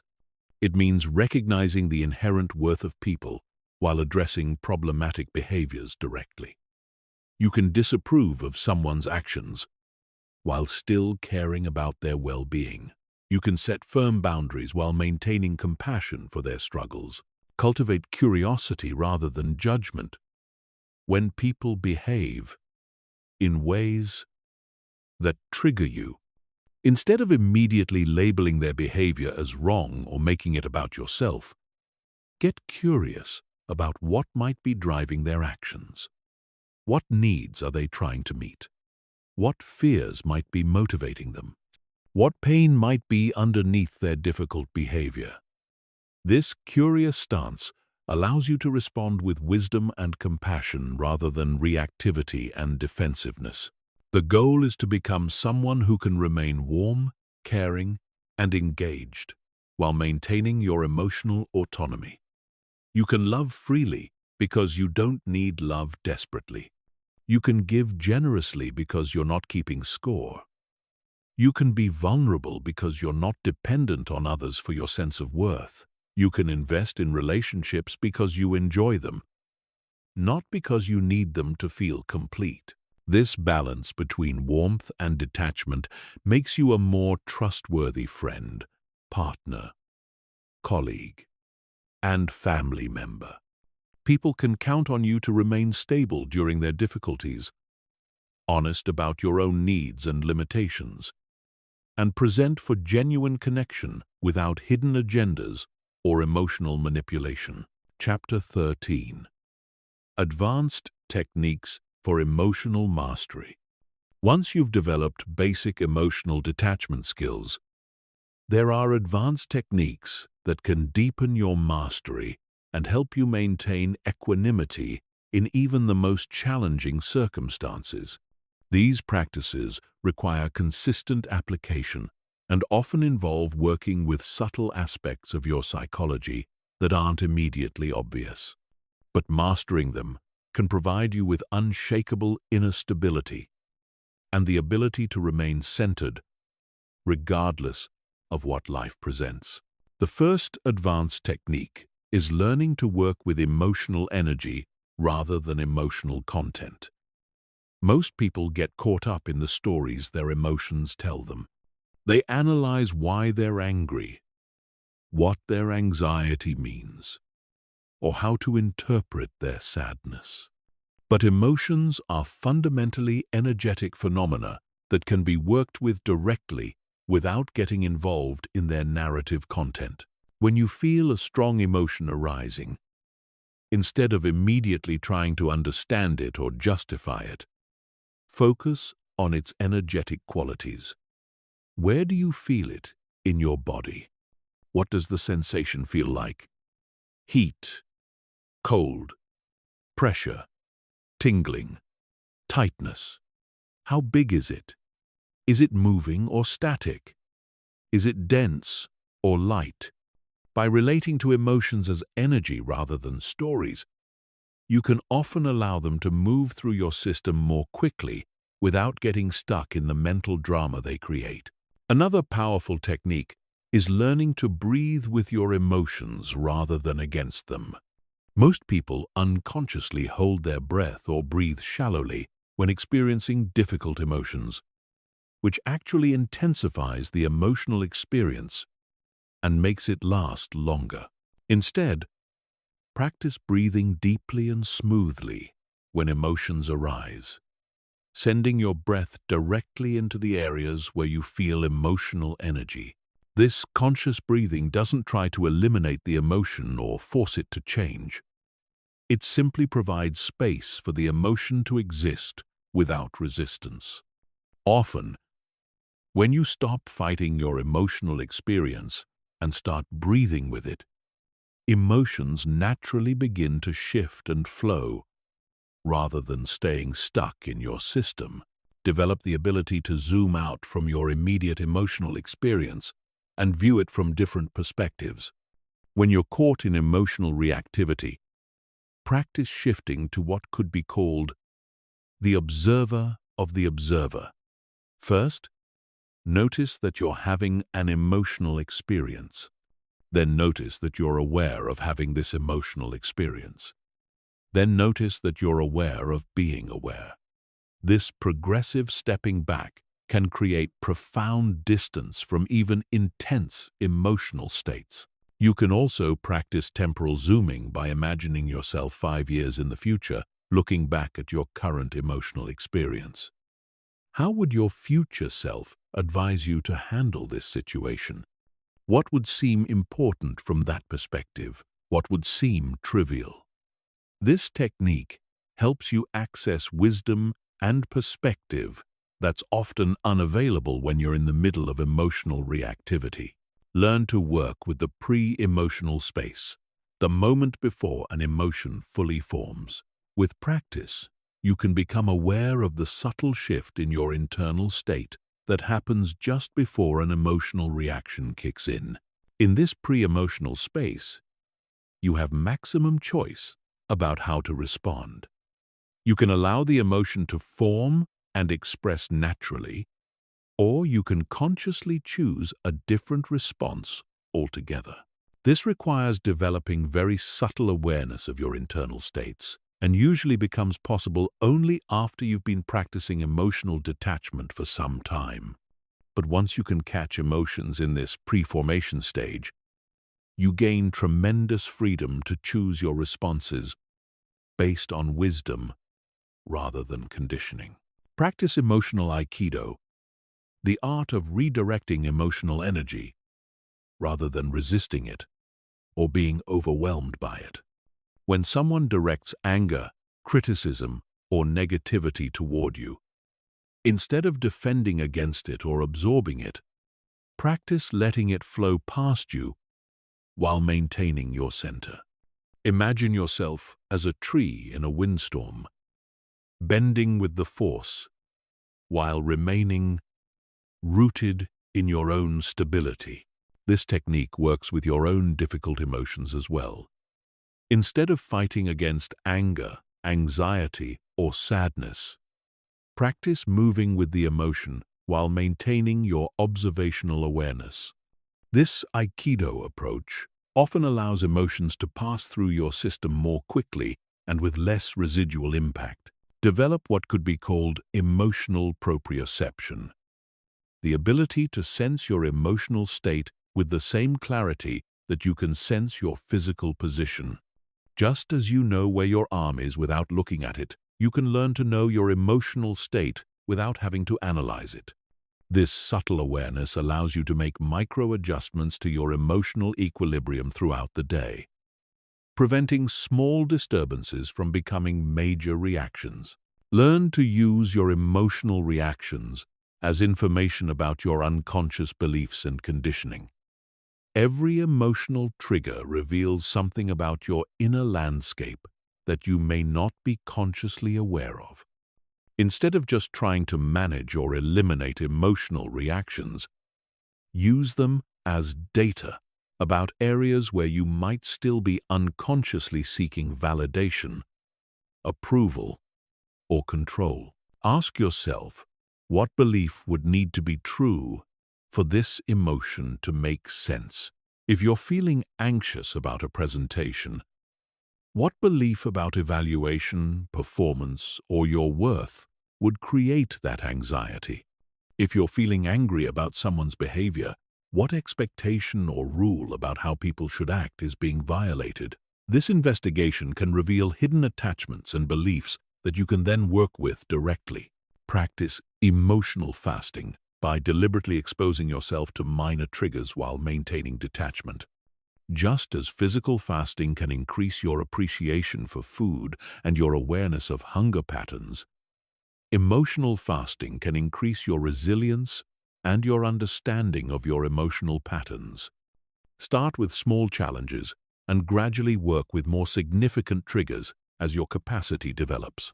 Master the art of emotional timing by learning when to engage with emotions and when to detach from them. Sometimes, the most skillful response is to feel an emotion fully and let it inform your actions.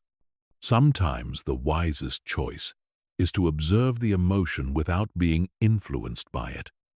Developing discernment about which approach serves each situation is an advanced skill that requires experience and wisdom. The ultimate goal of these advanced techniques is not to eliminate your emotional life, but to develop such mastery over your emotional experience that you can choose how to engage with whatever arises.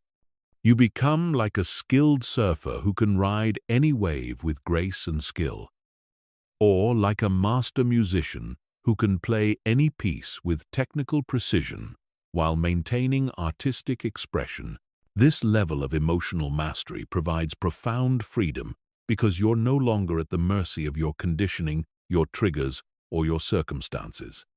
You can respond to any situation from your highest wisdom rather than your deepest wounds. You can remain centered in chaos, calm in crisis, and loving in the face of hostility. This is the promise of advanced emotional detachment. Not a life without emotions, but a life where emotions serve your highest good rather than controlling your experience. Chapter 14. Integrating detachment into daily life. The real test of emotional detachment is not how well you can practice it during meditation or quiet reflection, but how effectively you can apply it during the chaos and demands of daily life. Most people find it relatively easy to feel detached and peaceful when they're alone in a calm environment, but struggle to maintain that equilibrium when dealing with difficult people, unexpected challenges, or high-pressure situations. Integrating detachment into daily life requires developing what could be called applied wisdom, the ability to remember and implement these principles when you're stressed, triggered, or overwhelmed. This integration happens gradually as you create systems, practices, and reminders that support your commitment to emotional freedom even when life gets complicated. Start your day with intention setting rather than immediate reaction.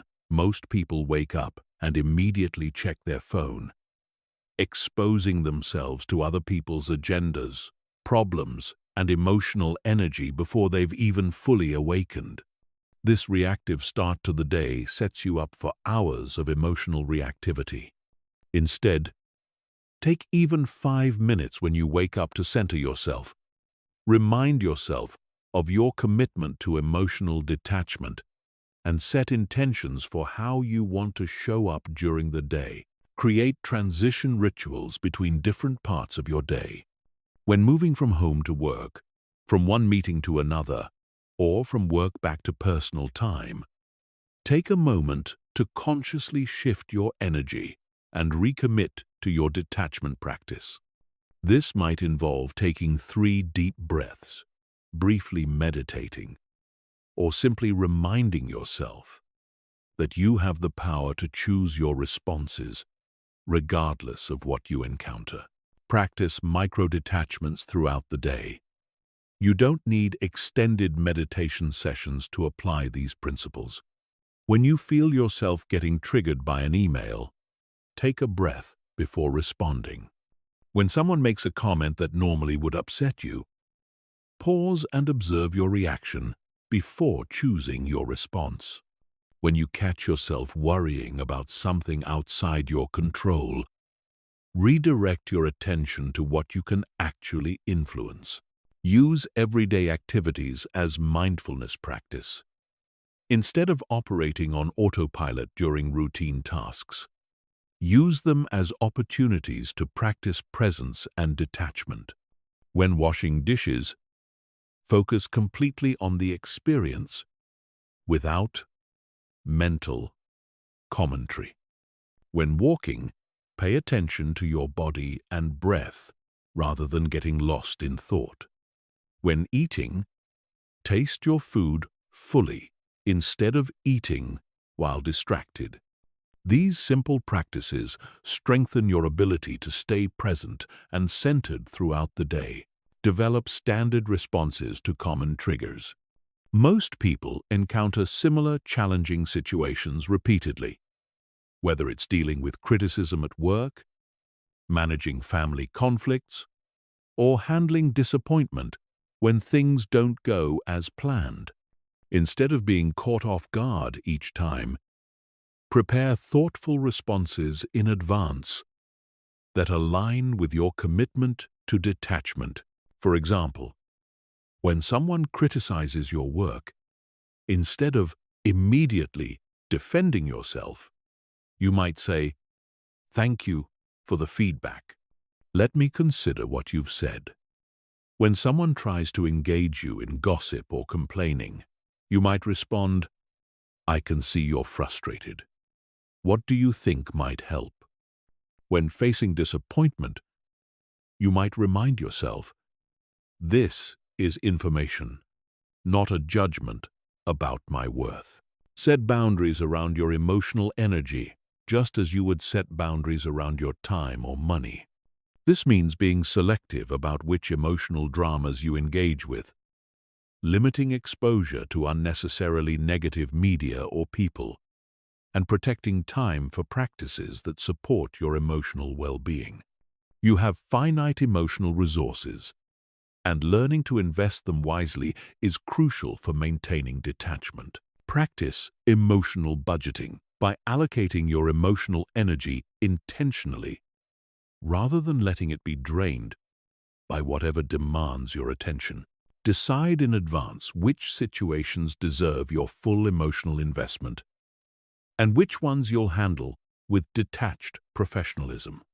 This conscious allocation helps prevent emotional exhaustion and ensures you have energy available for what truly matters.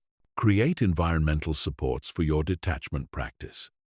This might mean keeping books or quotes visible that remind you of these principles, setting phone reminders to check in with your emotional state, or surrounding yourself with objects that help you remember your commitment to inner peace. Your environment should support your highest intentions rather than undermining them. Develop accountability systems that help you maintain your practice when motivation wanes.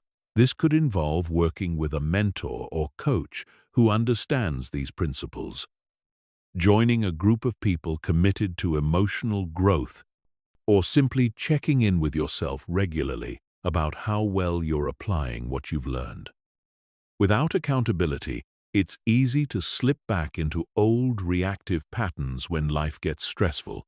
Learn to use challenges as practice opportunities rather than seeing them as problems to avoid.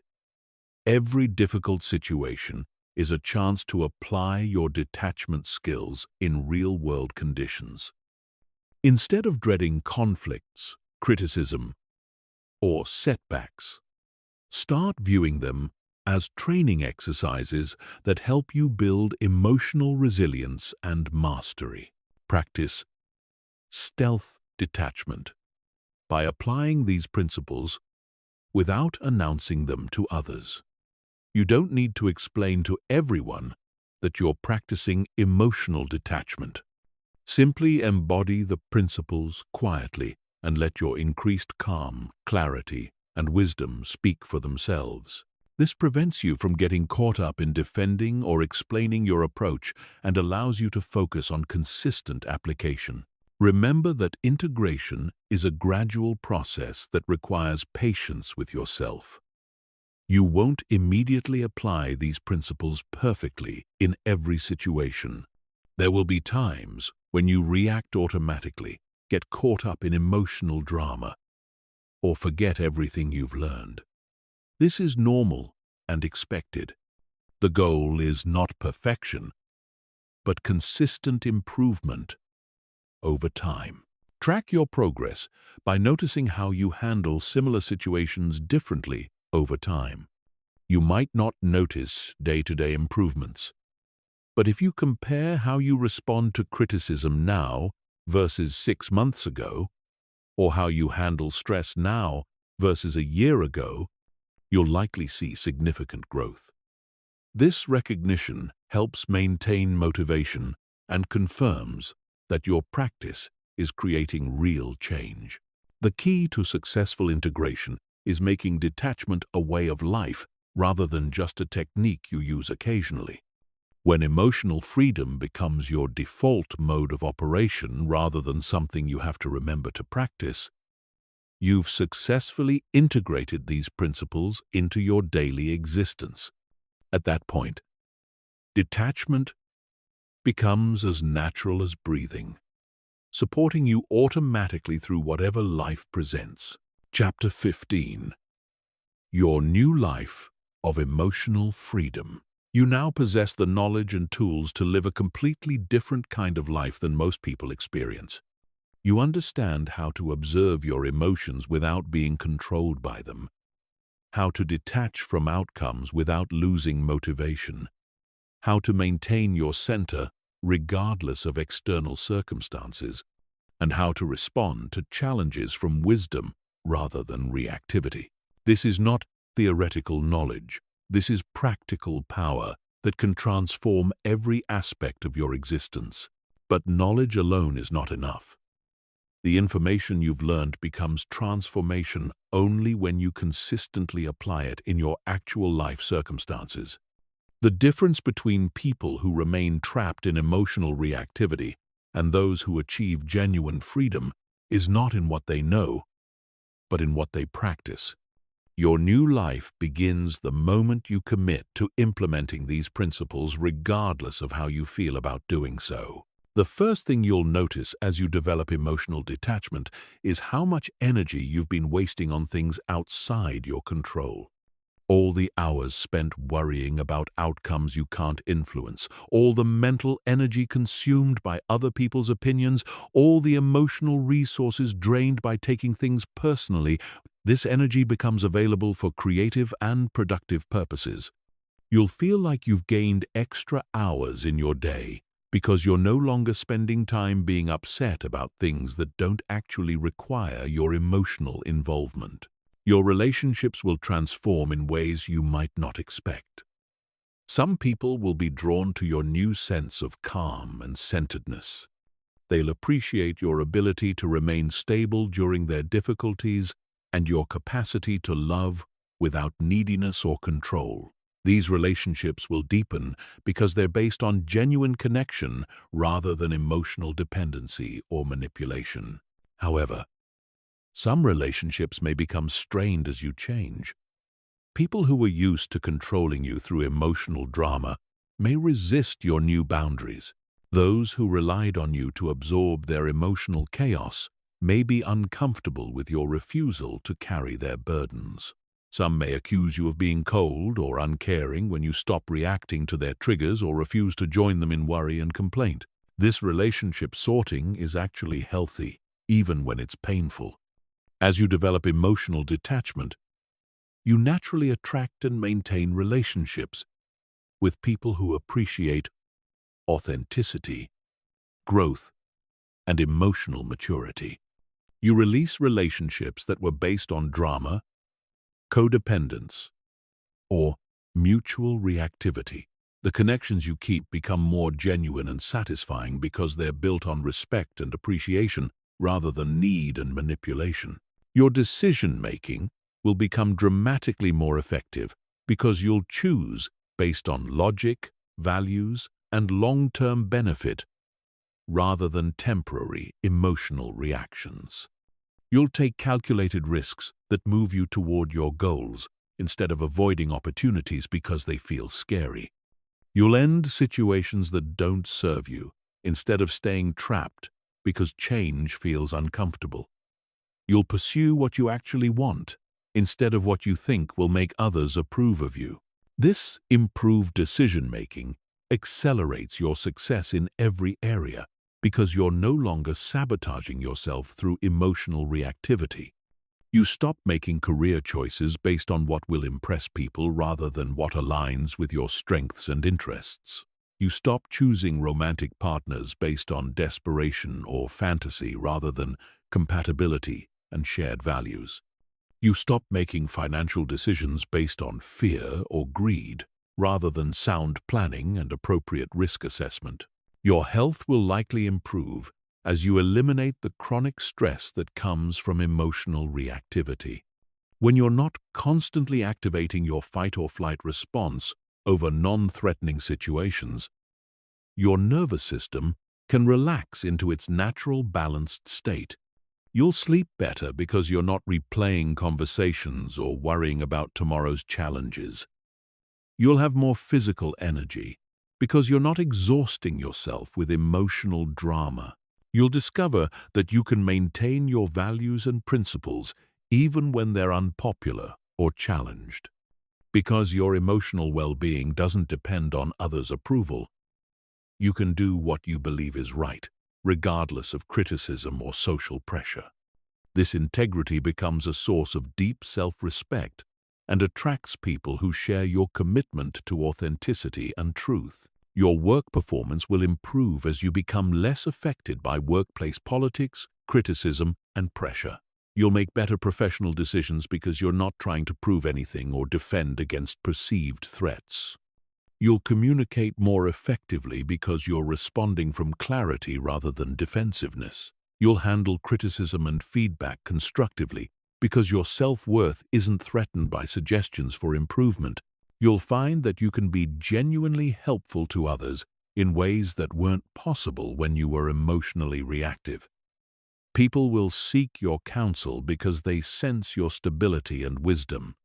You'll be able to offer support without getting pulled into drama, provide perspective without being preachy, and maintain compassion without enabling destructive behavior. Perhaps, most importantly, you'll discover an inner peace and contentment that doesn't depend on external circumstances. You'll stop waiting for life to be perfect before you allow yourself to be happy. You'll appreciate what you have while working toward what you want. You'll find joy in simple experiences because you're not constantly focused on what's missing or wrong. This inner peace is not passive resignation or emotional numbness. It's an active state of engagement that comes from knowing you can handle whatever life presents.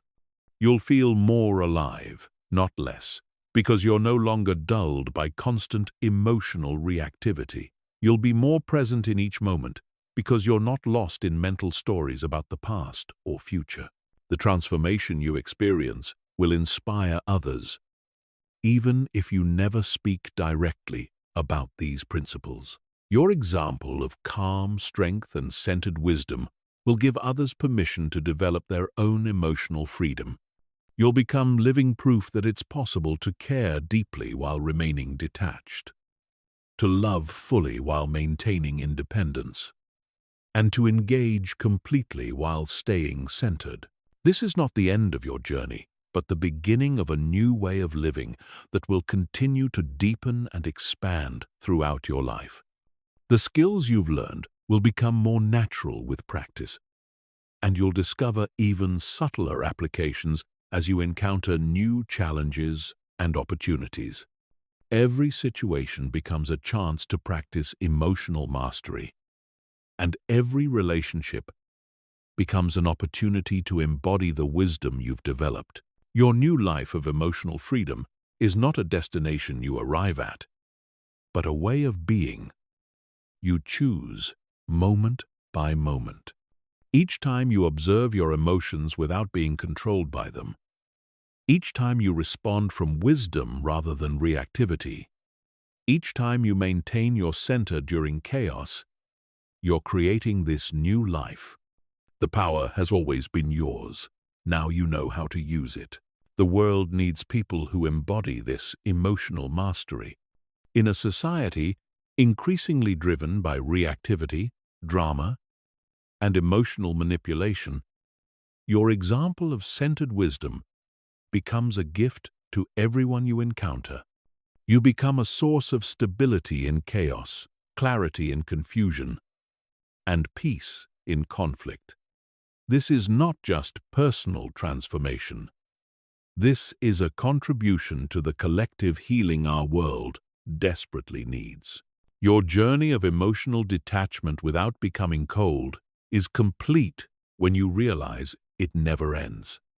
It's a continuous practice of choosing freedom over reactivity, wisdom over emotion, and love over attachment. Every day offers new opportunities to deepen this mastery, and every relationship provides new chances to practice these principles. The life of emotional freedom you've learned to create is yours to live fully, starting right now.